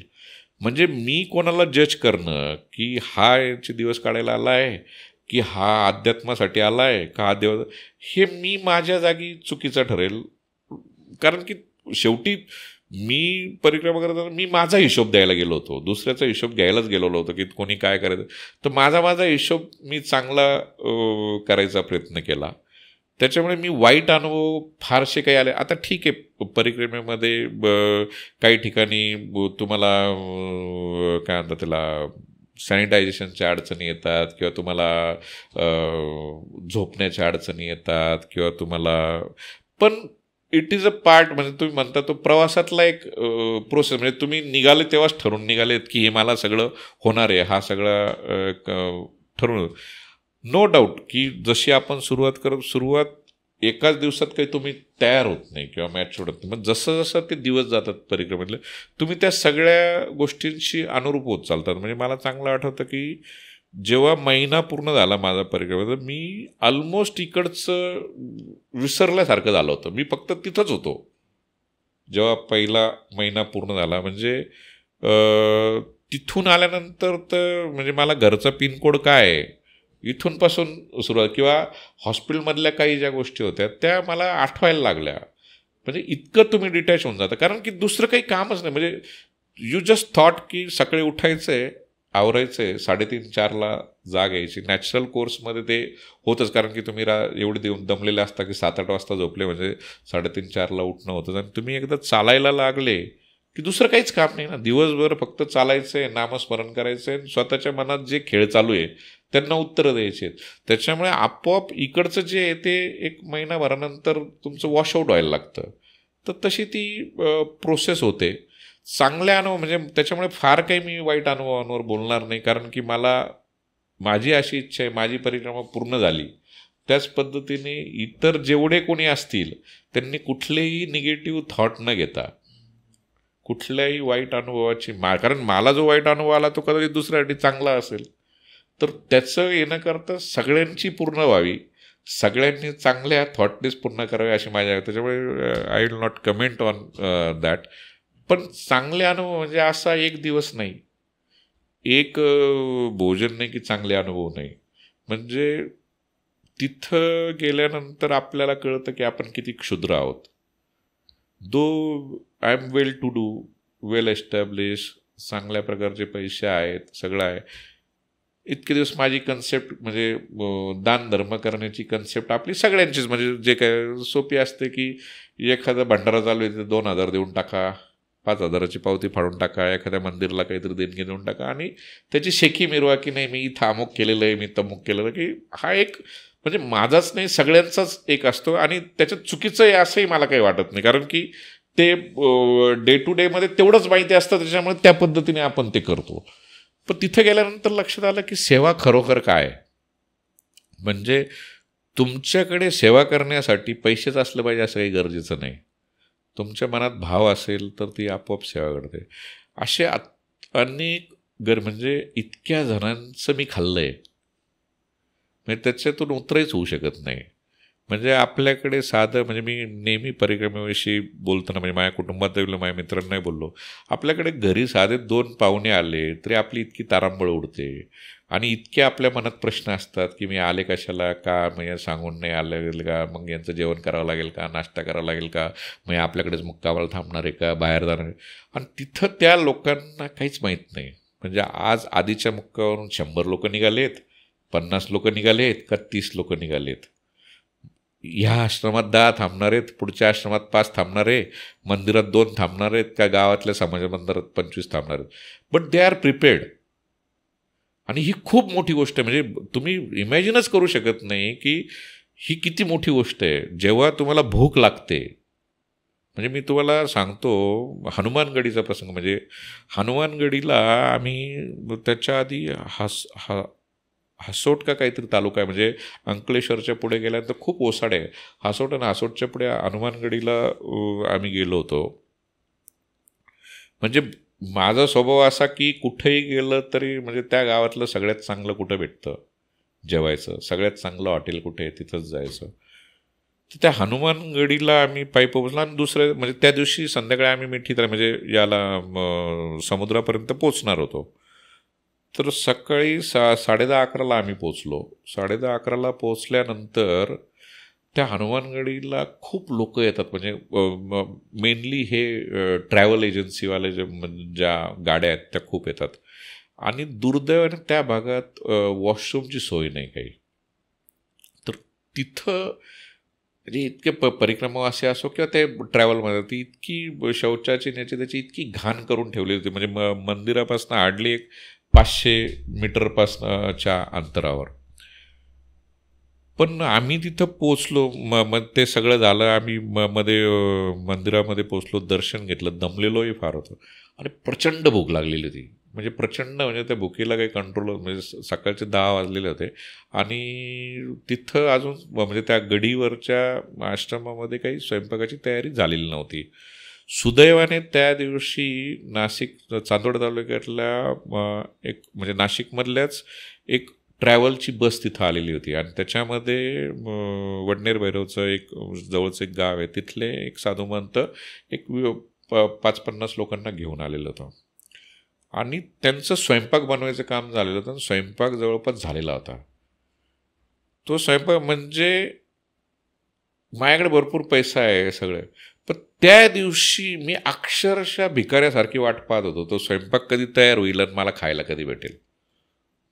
आणि मी तिथं घुटमळलो लिटरली. मी स्वतःहून जाऊन जाणीवपूर्वक ओळख काढली. म्हणजे त्यांच्या पेहरावरून लक्षात आलं की आपल्या भागातले कुठले तरी दिसतात.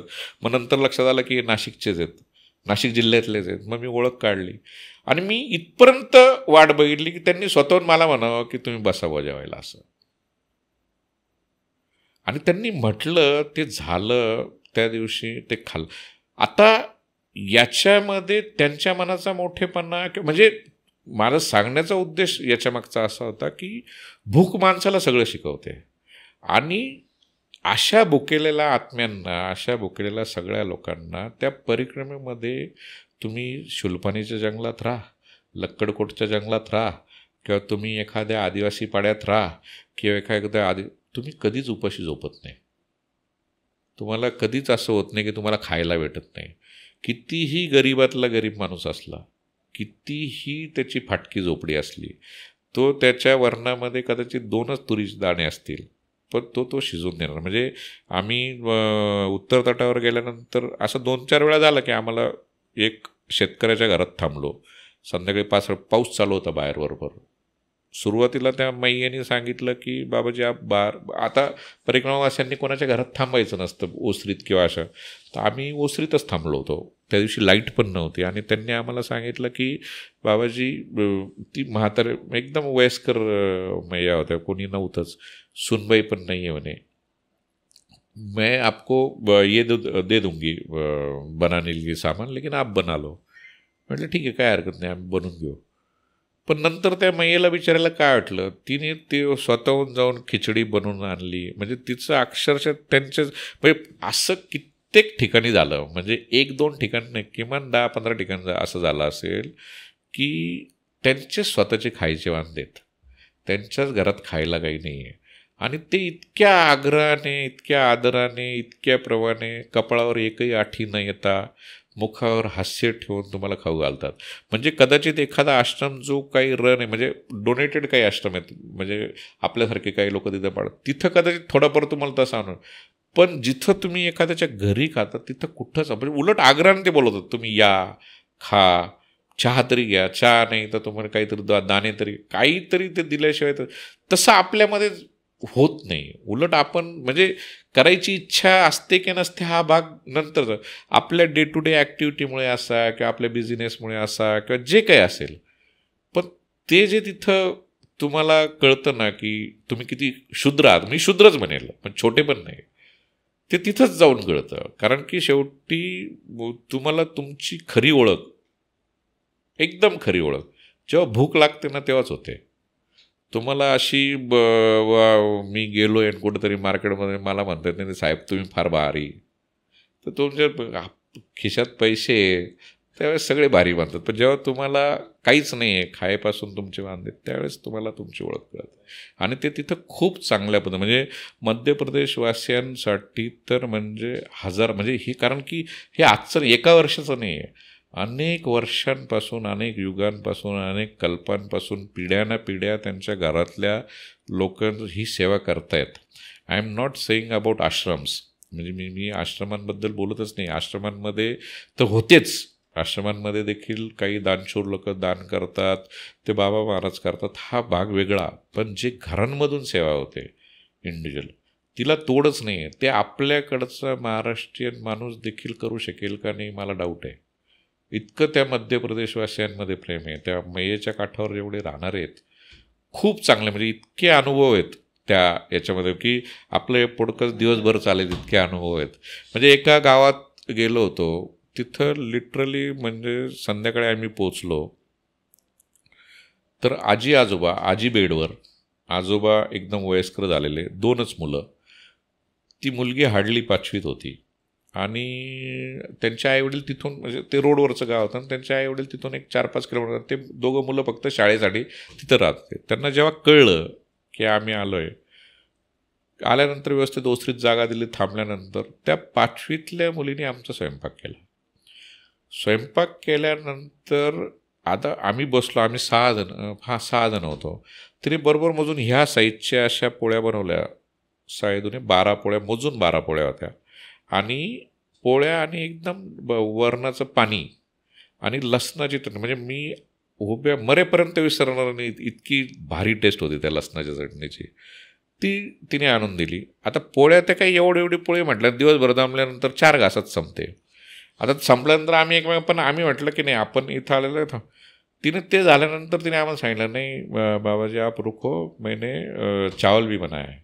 मग नंतर तिने भात आणला. तिने बिचाराने चावल नंतर का आणलं हे मला त्याच्यानंतर कळलं. मग तिचं ते सगळं झाल्यानंतर मी सहज एक उत्सुकता म्हणून घरात पाहायला गेलो. तर घरात पाहायला गेल्यानंतर चुलीच्या बाजूला फक्त 2 ते 3 प्लास्टिकचे ह्या साईजचे डबे आणि 4-5 भांडे, याच्या व्यतिरिक्त त्या घरात काहीच नव्हतं. म्हणजे आपल्या किचनमध्ये एवढं सामान असतं, म्हणजे ते जिरे, मोहरी, इतक्या प्रकारच्या चटण्या, मिरच्या, ते बनवायला भांडे, याच्यासाठी भांडं, आणि त्या मुलीने काहीच साधनं नसताना, काहीच कुठले मसाले नसताना जे जेवण दिलं. त्याच्यानंतर अजून एका ठिकाणी एक वृद्ध माताजींनी जे म्हणजे त्या जेवणाची टेस्टच म्हणजे कितीही तुम्ही 5 स्टारमध्ये जेवा का 7 स्टारमध्ये जेवा, तिची टेस्ट म्हणजे, आणि हे सांगण्यासारखं म्हणण्यापेक्षा यू शुड एक्सपिरियन्स दॅट. म्हणजे मी आज कदाचित असं म्हणू शकेल की मी केलं आहे म्हणून सांगतोय, not, you go there and you experience that. म्हणजे तुम्ही असे गाडीने जरी गेलात, कधी तुम्ही थांबलात तरी तुम्हाला तो एक्सपिरियन्स भेटेल. इतकं ते लोक मनापासून करतात. त्याच्यामुळे वाईट अनुभव असं नाही, चांगलेच अनुभव. आणि उलट मी असं म्हणेल की जितका माणूस गरीब, जितका माणूस छोटा, तितका तो जास्त दानशूर, तितका तो जास्त मनाने मोठा, तितका तो जास्त मन मोकळा. आणि जितका माणूस त्या पदार्थ तसं त्याला रिस्ट्रिक्शन पडत, का आय डोंट नो कसले रिस्ट्रिक्शन पडत जातात, पण तितके त्याला ते रिस्ट्रिक्शन पडत जातात, तितका तो स्वतःला ते कोंडत जातो आणि पॅक करत जातो. तर तिकडं तुम्हाला ते थोडंसं मोकळं व्हायला हे होतं. म्हणजे आत्ताही तिथून परत आल्यानंतर मी प्रयत्न करतोय, नाही अशाला म्हणा, पण नाही जमत. म्हणजे you are not able to achieve that thing. म्हणजे त्या पद्धतीने तिथपर्यंत तुम्ही पोचूच शकत नाही. त्याच्यामुळे तिथं वारंवार जाऊन म्हणजे असं वाटतं की नाही परत जायला पाहिजे, परत ते आठवायला पाहिजे. म्हणजे मी ह्या परिक्रमेतले काही सुरुवातीला वहीवर लिहायचो, नंतर मी मोबाईलमध्ये काही अधूनमधून जेव्हा असतो तेव्हा परत असं वाटतं की नाही यार, त्या ज्या मैयाने मला खाऊ घातलं तिला परत मला एकदा जाऊन भेटायचं आहे, ज्या मुलीने मला खाऊ घातलं तिला मला जाऊन परत भेटायचं आहे. असं तुम्ही बघा दुसरीकडे कुठे गेलेले असाल किंवा कोणी आपल्या पाहुण्यांच्याकडे, तिथं असं नाही वाटत तुम्हाला की मला तिथं जाऊन पण तिथं ते जाणवतं आहे की नाही हे झालं पाहिजे. तर म्हणजे ट्रिमेंडस, म्हणजे मध्य प्रदेशातली लोक खूप मनाने मोठी, खूप काठावरची लोक, कारण की ते लोक नर्मदेला मैयाच म्हणतात, त्यांच्या घरातले आईचाच दर्जा आहे त्यांना.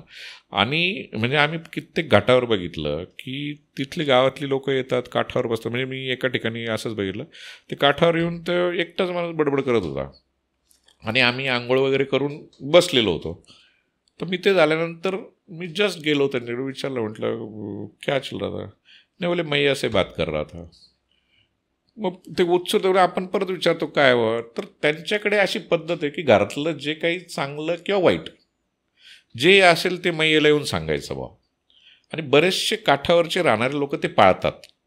कधी येतात म्हणजे घरातलं काही चांगलं कार्य असेल तरी, जसं आपण आपल्याकडे मंगल कार्यालय आहे तर आपण जाऊन देवाला एक पत्रिका ठेवतो, तशा पद्धतीने त्यांच्याकडे तो रिवाज आहे की ते जाणार तिथं मैयेच्या काठी जाणार आणि तिथं ते मैयेशी तो संवाद बरं असं काही नाही, मनातल्या मनात बोलून मी 3-4 ठिकाणी पाहिलं की ते मोठ्याने बोलतायत बुवा, आणि तशा प्रकारचं ते तिथं करतात. एवढं त्यांचा तो उच्च दर्जा आहे. म्हणजे मी एका ठिकाणी विचारलं, म्हटलं की काहीच नाही आहे म्हणजे का, म्हणजे कुठून येतं ये की का तुम्ही करत, तर त्यांनी सांगितलं हे आम्ही तुमच्यासाठी करतच नाही आहे, तुम्ही ज्याला बरोबर घेऊन चालताय त्याच्यासाठी करतो. कारण आम्ही बरोबर ते नर्मदा मैया घेऊन चालतो आणि तुम्ही येता म्हणजे मैया आमच्या घरात येते, म्हणून आम्ही ते सगळं करतो, त्या सगळ्या आनंदात हे करतो. म्हणून त्या प्रोसेसमध्ये फार कमी वेळा तुम्हाला, म्हणजे तिथलं जेवण तर सात्विकच, म्हणजे सात्विक जेवण म्हणजे काय डेफिनेशन करायचे असं, म्हणजे तिथलं काही पंचपक्वान्नच जेवण नसतं. खिचडी तुमच्या नंतर फार फार म्हणजे तुम्ही नशिबवान म्हणजे बटाट्याची भाजी आणि वांग्याची भाजी, त्याच्यानंतर तिखट किंवा पोळी, पण तरी रुचकर. कधीही त्याचा म्हणजे कदाचित सुरुवातीला कंटाळा येतो, कधी नाही येत, कधी असं वाटतं, पण एक टप्पा झाल्यानंतर 15-20-25 दिवसात टप्पा झाल्यानंतर मला पण कधी अशी त्या 3 महिने डिझायर नाही झाली. म्हणजे माझं आत्ता पण घरी आल्यानंतर, तिथून आल्यानंतर असं आहे की जेवण झाल्यानंतर काहीतरी गोड पाहिजे. पण तिथं ते 3 महिने पहिले काही दिवस होते कधी असं वाटलं नाही की मला काही गोड खायचं आहे की मला अमुक एक खायचं आहे. ते आपोआप तुम्ही त्या सिस्टीममध्ये हे होऊन जाता, प्लॅन होऊन जातात, आणि त्या लोकांच्या प्रेमामुळे ते तुम्ही इच्छा पण होत नाही की काही मागावं. शूलपाण्याच्या जंगलामध्ये अश्वत्थामा भेटतो असं मी बऱ्याचदा ऐकलं होतं, तर ते खरं आहे का आणि आपल्याला असा कुठला अनुभव आला आहे का? त्यात असं आहे की जो कोणी परिक्रमा करतो किंवा परिक्रमावासी आहे तुम्ही, मग पायी असा, बसने असा किंवा कुठला असा, तर प्रत्येक परिक्रमावासियांना 2 प्रश्न विचारले जातात आणि प्रत्येक परिक्रमावासी 2 गोष्टी डोक्यात घेऊन चालतो. ते 2 प्रश्न असे असतात. पहिला जो तुम्ही विचारला की अश्वत्थामा भेटला का, आणि दुसरा मैयेने दर्शन दिलं का. मी पहिल्यांदा मैयेने दर्शन दिलं का याच्याविषयी बोलेल. मैयेने दर्शन दिलं का, तर हो, 100% दिलं.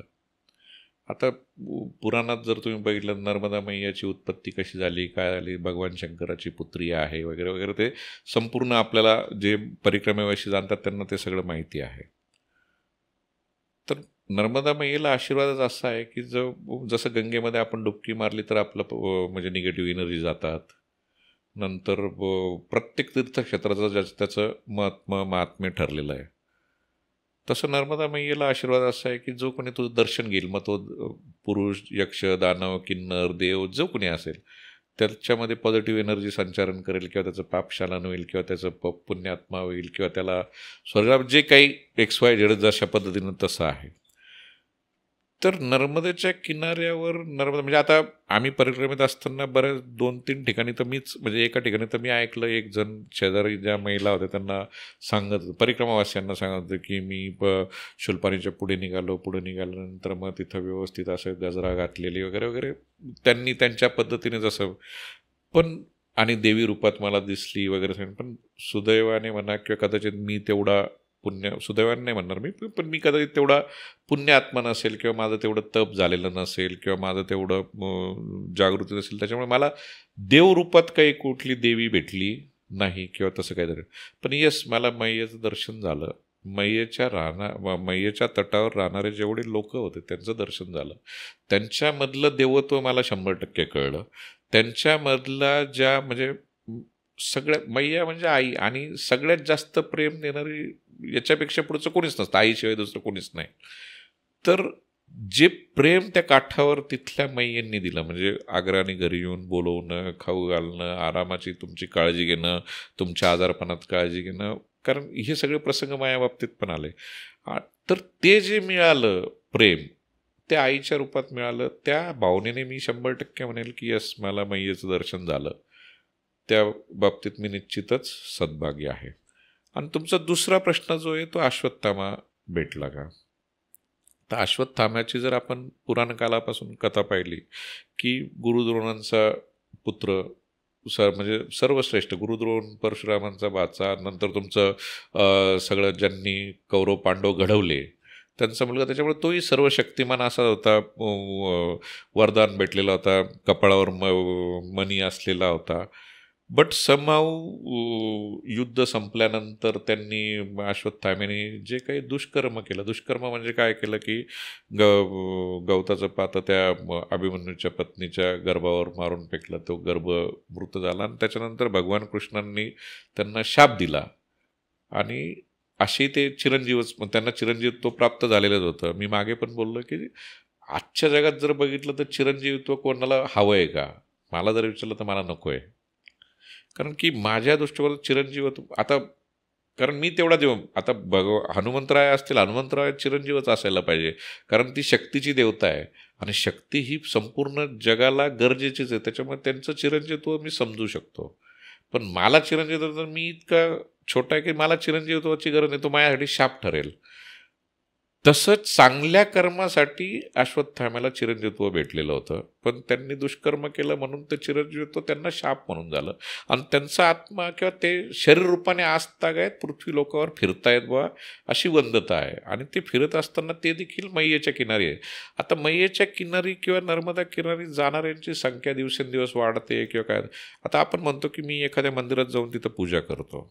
आता एखादं नवीन शहर वसतं किंवा नवीन आपण एखादी वस्ती वसतं, तिथं एखादं नवीन मंदिर तयार होतं आणि त्या मंदिरात सगळे लोक जाऊन पूजा अर्चा करतात.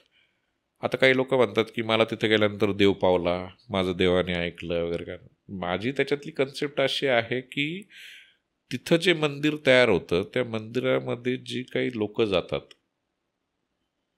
ती लोक सगळी जेव्हा जातात ते किती तो चांगला असो, किती गुंड असो, किती वाईट असो, तो त्या मंदिरात जात असताना चांगल्या भावनेने जातो आणि तो तिथं पॉझिटिव्ह एनर्जी घेऊन जातो आणि त्या पॉझिटिव्ह एनर्जीचा तिथं एक ऑरा तयार होतो आणि तो ऑरा तयार जसा जसा काल वाढत जातो तसा तसा त्या ऑराचं प्रभुत्व वाढत जातं आणि त्याच्यामुळे तिथं गेल्यानंतर तुम्हाला प्रसन्न वाटतं, त्याच्यामुळे तुम्हाला तिथं गेल्यानंतर माझ्या मनातलं ऐकलं जातं आहे असं वाटतं. तर हे जे आत्ताचे झालेले मंदिर आहेत तिथं असं जाणवतं. तर वर्षानुवर्ष युगानुयुगापासनं नर्मदे किनारी जे काही साधू संत मंडळी तपाला बसलेली आहेत ते सगळे चांगल्या भावनेने बसले. कोणी तिथं असं बसलेलं नाही की माझा अमुक अमुक दुश्मन आहे त्याचं वाईट व्हावं किंवा माझा अमुक अमुक एखाद्याचं मला वाईट करतं. त्याच्यामुळे तिथं ती पूर्ण पॉझिटिव्ह ऑरा येतो, पॉझिटिव्ह एनर्जी आहे. त्याच्यामुळे तिथं जे जातात ते सगळे पॉझिटिव्ह एनर्जीने जातात आणि त्या भागातच म्हणून मग हा अश्वत्थामा पण फिरत असावा असं माझी म्हणजे कारण की शेवटी पुराणात कोणी काय सांगितलं का, पण मी माझे जे काही कॅल्क्युलेशन मला जे समजलं किंवा मला त्याच्यानुसार आपण जे काही चुकीचं केलं असेल किंवा जे झालं असेल ते ह्या किनारी ह्या पॉझिटिव्ह एनर्जीमध्ये बरं होईल. मग लोक म्हणतात की नाही बा तो त्याच्या जखमेसाठी तेल मागतो, औषधोपचार मागतो किंवा जे काय असेल. पण ज्या पट्ट्यातला उल्लेख स्पेसिफिकली केला जातो शूलपाणीचा, तर शूलपाणीचा साधारणतः 160 ते 200 किलोमीटरचा तो पॅच आहे, पूर्ण डोंगरांचा आहे, आदिवासी पट्ट्याचा आहे. दुर्दैवाने आज तिथं सरदार सरोवर झालेला असल्यामुळे ते मैयाच्या पाण्याचा फुगवटा इतका आला आहे की जो पूर्वीचा ट्रॅक होता परिक्रमेचा ते आता खूप लांबून झाला आहे. त्याच्यामुळे आता झाडी वगैरे काही राहील, त्याला शूलपाणी झाडी म्हणतात, पण झाडी वगैरे काय बऱ्यापैकी ओसाड, काही ठिकाणी झाडी असा आहे आणि डोंगराचा पट्टा आहे. तर त्या भागात मॅक्झिमम म्हणजे 100% लोकवस्ती आदिवासी आहे आणि त्या आदिवासींना जगण्याचं दुसरं काही साधनच नाही आहे. तर ते तिथं जे काही तुटपुंजी शेतीवेती करून म्हणजे जगाच्या ते म्हणजे आज आपण जे जगतोय याच्या ते किमान म्हणजे आजच्या घडीलाही 50 वर्ष मागे आहेत. म्हणजे त्यांच्याकडे सुधारणा आता एकच झाली की फक्त मोबाईल आला आहे. याच्या व्यतिरिक्त त्यांच्या राहणीमानात किंवा याच्यात जर बघितलं तर सुधारणा काहीच नाही आहे आणि ते अजून त्या गोष्टीपासून कोसो दूर आहेत. म्हणजे मी जसं म्हटलं 50 वर्ष. तर त्यांच्या आयुष्यातली जी काही दुःख आहेत नो डाऊट म्हणजे आता त्यांना साधं मेडिकल एड्स जरी घ्यायचं असं म्हणजे मी एका ठिकाणी हात तुटलेली मुलगी म्हणजे फ्रॅक्चर झालेली मुलगी बघितली, तिथं फक्त कामट्या त्यांनी बांधलेल्या होत्या. एका मनुष्याचा पूर्ण पायच असा ट्विस्ट झाला, लहानपणी पडल्यामुळे ट्विस्ट झाला, तो आज 40-50 वर्ष पण तो ट्विस्ट तशाच पद्धतीने तो राहिलेला.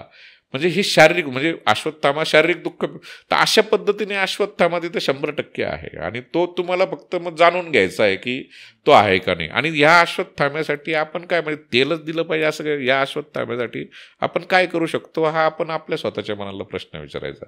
तशा रूपात 100% भेटला तो. आणि नुसतं तिथं म्हणजे शूलपाणीच्या झाडीतच नाही, तो तुम्ही जर डोळसपणे फिरलात पूर्ण, कारण जशी तुम्हाला तुमची स्वतःची ओळख होत जाते पूर्ण परिक्रमेत, तशी तुम्ही डोळसपणे फिरून आजूबाजूला काय चाललं त्याची पण माहिती घ्यायची असते. आणि ती माहिती घेताना ते बरोबर जाणवतं. म्हणजे तुम्हाला जर दुःख दिसत असेल, तुम्हाला तिथं काय गरजेचं हे दिसत असेल तर 100% अश्वत्थामा तुम्हाला भेटतो. अशा रूपात म्हणजे मी थोडंसं सायंटिफिक याच्याने विचार केला, कारण की मी खरोखर तेवढा पुण्यात्मा नाही. मी खरोखर तेवढा कारण की ही कन्सेप्ट झुगारून लावणं देखील चुकीचं आहे की मैया भेटत नाही किंवा अश्वत्थामा भेटत नाही. 100% आजपर्यंत आपल्या वेदांमध्ये, पुराणांमध्ये, ग्रंथांमध्ये जे लिहिलेलं आहे त्याची ओळण सत्य आहे. जर ते ऑथेंटिक याच्यापासून आत्ता रिसेंटमध्ये कोणी त्याच्यात तोडमोड केली त्याच्याबद्दल मी 100% बोलत नाही. कारण की तुम्ही बघा, तुकाराम महाराज सहदेह वैकुंठात गेले असं आपण म्हणतो आणि त्याचा आपल्याला फोटो दिसतो की ते गरुडावर बसलेले त्यांना चालले आहेत. किंवा रामायणामध्ये उल्लेख आहे की जटायूने हवाई मार्गाने सीतामाईला नेलं. आता ही गोष्ट जर समजा 1700 सालात जर कोणी सांगितली असती तर, किंवा असं हवाई वाहन पुढे येणार आहे, नंतर विमानाची निर्मिती झालीच ना. म्हणजे असं कुठलीच गोष्ट नाही आहे की ती आपल्या पुराणांमधली खोटी आहे. त्याच पद्धतीने असं मी अजिबात म्हणणार नाही की जे म्हणतात की आम्हाला अश्वत्थामा भेटला आणि आम्हाला मैया भेटली ते खोटं बोलतायत. ते 100% कदाचित खरंही असेल, पण मला तशा रूपात नाही भेटला. मला दैवी रूपात काही दर्शन झालं नाही. मला अशा रूपात जे भेटलं ते मी समजून घेण्याचा प्रयत्न केला. आपण थोडा शेवटाकडे येऊयात. ज्यांना नर्मदा परिक्रमा उचलायची त्यांनी काय तयारी केली पाहिजे, शारीरिक आणि मानसिक दोन्हीरित्या?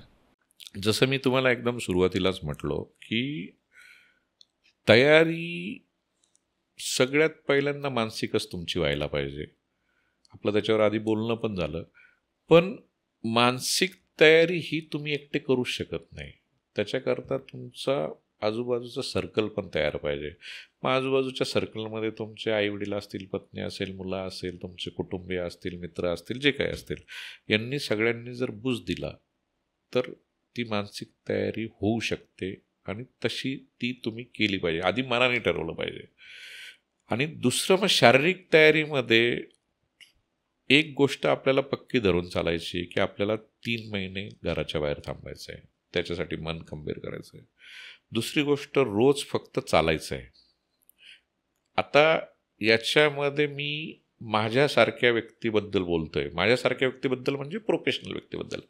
मी स्पेसिफिकली याच्यामध्ये डिवायडेशन असं करेल की मला किती मी म्हटलं तरी मला एक मर्यादा आहे की मी 3 महिने घराबाहेर राहू शकेल, 3.5 महिने राहू शकेल.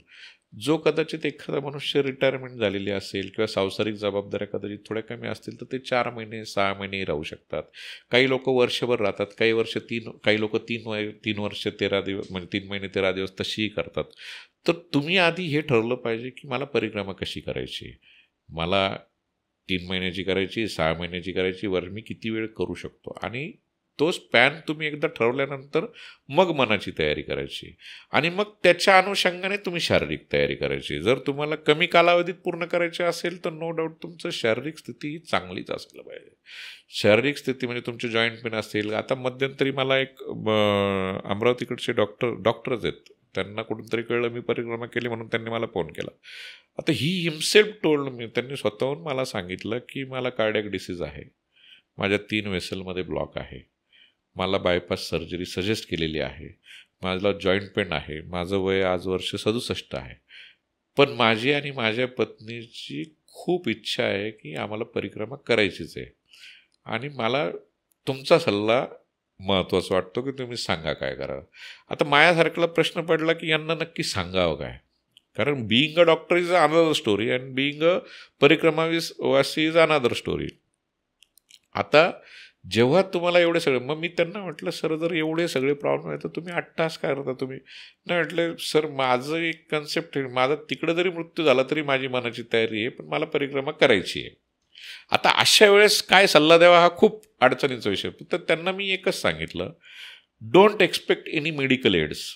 म्हणजे तुम्ही परिक्रमा करता आहात तर परिक्रमा करत असताना तुम्हाला जर काही इमर्जन्सी झाली तर लगेच काही मेडिकल इमर्जन्सी भेटेल असं काही नाही. त्याच्यामुळे जे कोणी परिक्रमेची तयारी करतायत त्यांनी किमान बेसिक मेडिकेशन जे आहे ते तुमच्याबरोबर ठेवलं पाहिजे. मग त्याच्यामध्ये ॲनाल्जेसिक असं म्हणजे एक 4-5 आणि तेही खूप महिनाभर पुरतील असं नाही, 4-4 5-5 गोळ्या ठेवाव्यात. कारण की दर एक 5-50 किलोमीटर नंतर एखादं गाव लागतं तिथं तुम्ही परत परचेस करू शकता. खूप जास्त त्याचं वजन करून घ्यायची गरज नाही. तर बेसिक मेडिकेशन. दुसरं मी एक आठवणीने सांगेल जे मी मला आवडेल, एक शतधौत घृत म्हणून एक आयुर्वेदिक तूप मिळतं, तर ते तूप सगळ्या परिक्रमावासियांनी बरोबर ठेवावं. अशी छोटी डबी असते. त्याचा फायदा हा होतो की जे काही परिक्रमेला जातात त्यांना सगळ्यांना पायाला फोड येणारच, शरीरावर जखमा होणारच किंवा डास चावणार काही, तर ते तूप जिथं कुठं तुम्हाला जखम झालेली आहे काय झालं तिथं चोळून घेतलं. कारण की तो म्हणजे डिसेंबर जानेवारी म्हटलं तर बऱ्यापैकी थंडीचा मोसम, तुमची त्वचा उलायला सुरुवात होते. तर त्यावेळेस पण ते जर शतधौत घृत तुम्ही अंगाला लावून घेतलं तर ते त्वचेची पण काळजी होते, तुमच्या जखमांची पण काळजी होते. तर ह्या हिशोबाने म्हणजे इतर कुठले 50 प्रकारचे मलम नेण्यापेक्षा, ओडोमास नेण्यापेक्षा ते शतधौत घृत जर तुम्ही बरोबर ठेवलं तर मग बाकी जे काही डे टू डे म्हणजे तुम्हाला अंथरायला पांघरायला. आता आम्ही ती हिटलॉन नेलं होतं 4-5 mm. मी एक स्लिपिंग बॅग पण नेली होती. ती साधारणतः 700 ग्रॅम डिकॅथलॉनमध्ये वगैरे मिळते, तशी स्लिपिंग बॅग पण तुम्ही बरोबर कॅरी करू शकता. आता ह्या सगळ्या गोष्टी तुमची स्वतःची आता त्याच्यावर बरेचसे यूट्यूबवर व्हिडिओज पण अवेलेबल आहेत की काय तुम्ही सामान. माझ्या मते सामान काय नेणं हा ज्याचा त्याचा वैयक्तिक प्रश्न आहे, त्यांनी त्याच्या स्वतःच्या गरजेनुसार ते न्यावं. पण तुमच्या शारीरिक जसं मी त्या डॉक्टरांना सांगितलं की तुम्ही don't expect any medical aid. Second thing, don't expect की माझ्याबरोबरचा रोज 10 किलोमीटर चालतोय म्हणून मी पण 10 किलोमीटर चालेल. मग त्यांनी मला अनेक उदाहरण, मी दत्ताची परिक्रमा केली, मी इथले गेले तिथले गेले, मी 5-6 किलोमीटर आजही चालतो, मी चालू शकेन मला. तर मी त्यांना एकच सांगितलं की तुम्ही अशी कुठलंच ड्युरेशन डोक्यात ठेवून जाऊ नका की मला 3 महिन्यात करायची आहे, 6 महिन्यात करायची. Don't expect. तुम्हाला जेव्हा एखाद्या माणसाची अशी तयारी की माझा मृत्यू जर तिकडे झाला तर मग तुम्ही ड्युरेशनच्या मागे पडू नका. मग तुम्ही आज 4 किलोमीटर चाला, उद्या 5 किलोमीटर चाला, उद्या 6 किलोमीटर चाला. तुमच्या शारीरिक क्षमता मर्यादा ओळखून मग तुम्ही चाला. दुसरं एक मी सगळ्या परिक्रमावासियांना 100% सांगू इच्छितो की परिक्रमा ही पायी झाली पाहिजे, 100% बरोबर आहे. पण तुमचं इंटेन्शन किंवा तुमच्या मनातली भावना पण तितकीच गरजेची आहे. जर एखाद्या ठिकाणी असं होत असेल आणि तुम्हाला खरोखर शारीरिक मर्यादा येत असतील तर तुम्ही एकतर पहिला पर्याय स्वीकारावा की काही दिवस तिथं त्याच जागी, कारण की असं कुठलंच ठिकाण नाही की तिथं तुमची 8 दिवस 15 दिवस महिन्यावर राहण्याची व्यवस्था नाही. तुम्ही एकतर तिथं राहायची मानसिकता ठेवली पाहिजे. आणि दुसरं जर तुमच्या डोक्यात असं असेल की नाही मला ठराविक, तर त्या केसमध्ये तुम्ही त्या 1-2 दिवसापुरतं वाहनावर जरी बसून घेतलं तरी त्याच्यात काही वावगं आहे किंवा चुकीचं आहे असं मला तरी वाटत नाही. म्हणजे कदाचित याच्यावर हजारो मतमतांतरं होतील की तुम्ही काय, पण मी माझ्यापुरतं जर शेवटी माझी इच्छाशक्ती की मला परिक्रमा करायची आहे आणि माझ्या इच्छाशक्तीला मला मूर्त स्वरूप द्यायचं आहे आणि त्याला माझं शरीर जर एका ठराविक क्षणी किंवा काही कालाकरता मर्यादा घालत असेल आणि त्याच्यावर जर काही ऑप्शन भेटत असेल तर तो स्वीकारला पाहिजे. उगाच काहीतरी अट्टहास मनात धरून तसं करू नये असं मला वाटतं. सुदैवाने तशी कुठलीच वेळ मला आली नाही, माझी ती पूर्ण झाली. तिसरा एक पर्याय असा होऊ शकतो की जर समजा तुम्ही काही 7-8-10 जणांचा ग्रुप तयार झाला असेल तर तुम्ही बरोबर जर एखादं वाहन ठेवलं आणि त्या वाहनामध्ये तुमचं, कारण सगळ्यात मेन ओझं जे म्हणजे जो त्रास होतो ते तुमचं जे तुम्हाला लागणारं सामान आहे ते कॅरी करणार, बॅगचं सामान होतं. म्हणजे आपण म्हणतो ना की तुम्ही म्हणजे इव्हन दैनंदिन आपण म्हणतो की तुला स्वतःचं ओझं तुला स्वतःच व्हायचं आहे. मग ते तुमच्या अपेक्षांचा असो, तुमच्या एक्सपेक्टेड जे काय असेल ते तसं तिथं ते मैया शिकवते की तुझं स्वतःचं ओझं तुलाच व्हायचं आहे. तर ते एका सर्टन पिरियड नंतर जर तुम्हाला ते असंही होत असेल, तुमचा जर असं काही ग्रुप होत असेल तर तुम्ही ते वाहन, आम्ही शेवटच्या काही टप्प्यात ते केलंही, आम्ही मोटरसायकलवर ते सामान ठेवलंही होतं. तर तसं करू शकतो. म्हणजे तुम्हाला चालायचं वाटतं तुम्ही चाला, पण ओझं मग म्हणजे जे सामान आहे ते त्याच्यावर जरी दिलं तरी काही हरकत नाही. आणि अशा पद्धतीने सगळ्यांनी परिक्रमा म्हणजे, आणि बाकी मग काय सामान न्यावं, कसं न्यावं याच्यावर यूट्यूबवर सर्च केलं तर शेकडोनी व्हिडिओ आहेत, त्याच्यात त्यांनी सगळ्यांनी ते बघावं. पण मानसिक आणि शारीरिक मर्यादेचा आपला स्वतः म्हणजे कोणी सांगतंय म्हणून करण्यापेक्षा किंवा तिथं परिक्रमेत चालत असताना पुढचा चाललाय म्हणून चालण्यापेक्षा तुम्ही आपला स्वतःचा अभ्यास स्वतः चौकटीत करून घ्यायचा आणि आपण किती करू शकतो ते जर बंधन पाळलं तर 100% सगळ्यांची परिक्रमा यशस्वी होते असं मला वाटतं. खूप इंटरेस्टिंग अशी जर्नी होती. मला वाटतं एक एपिसोड खूप पुरेसा आहे असं मला वाटत नाही. मला वाटतं आपण पुन्हा एकदा यावं आणि आपले बाकीचे मला वाटतं भरपूर अनुभव आहेत ते शेअर करावेत. आणि आपण डॉक्टरसुद्धा आहात, सो त्या अनुषंगाने सुद्धा आपण एपिसोड मला वाटतं शूट 100%. म्हणजे आता डॉक्टर असलो बरं, मी काही फार वेगळं आहे असं तिथं तर मला काही जाणवलं नाही. आता आमच्यावर एक डॉक्टर सहकारी पण चालत होते, योगाने ते रस्त्यात आम्हाला भेटले होते. त्यांची पण खूप इच्छा होती की परिक्रमा म्हणजे ते त्यांच्याबरोबर ग्रुप पण घेऊन आले, त्यांना पूर्ण करायचे होते. बट समहाऊ सर्कमस्टन्सेस असे झाले की त्यांची पण पूर्ण नाही होऊ शकली. तो ज्याच्या त्याच्या याच्यातला भाग येतो असं.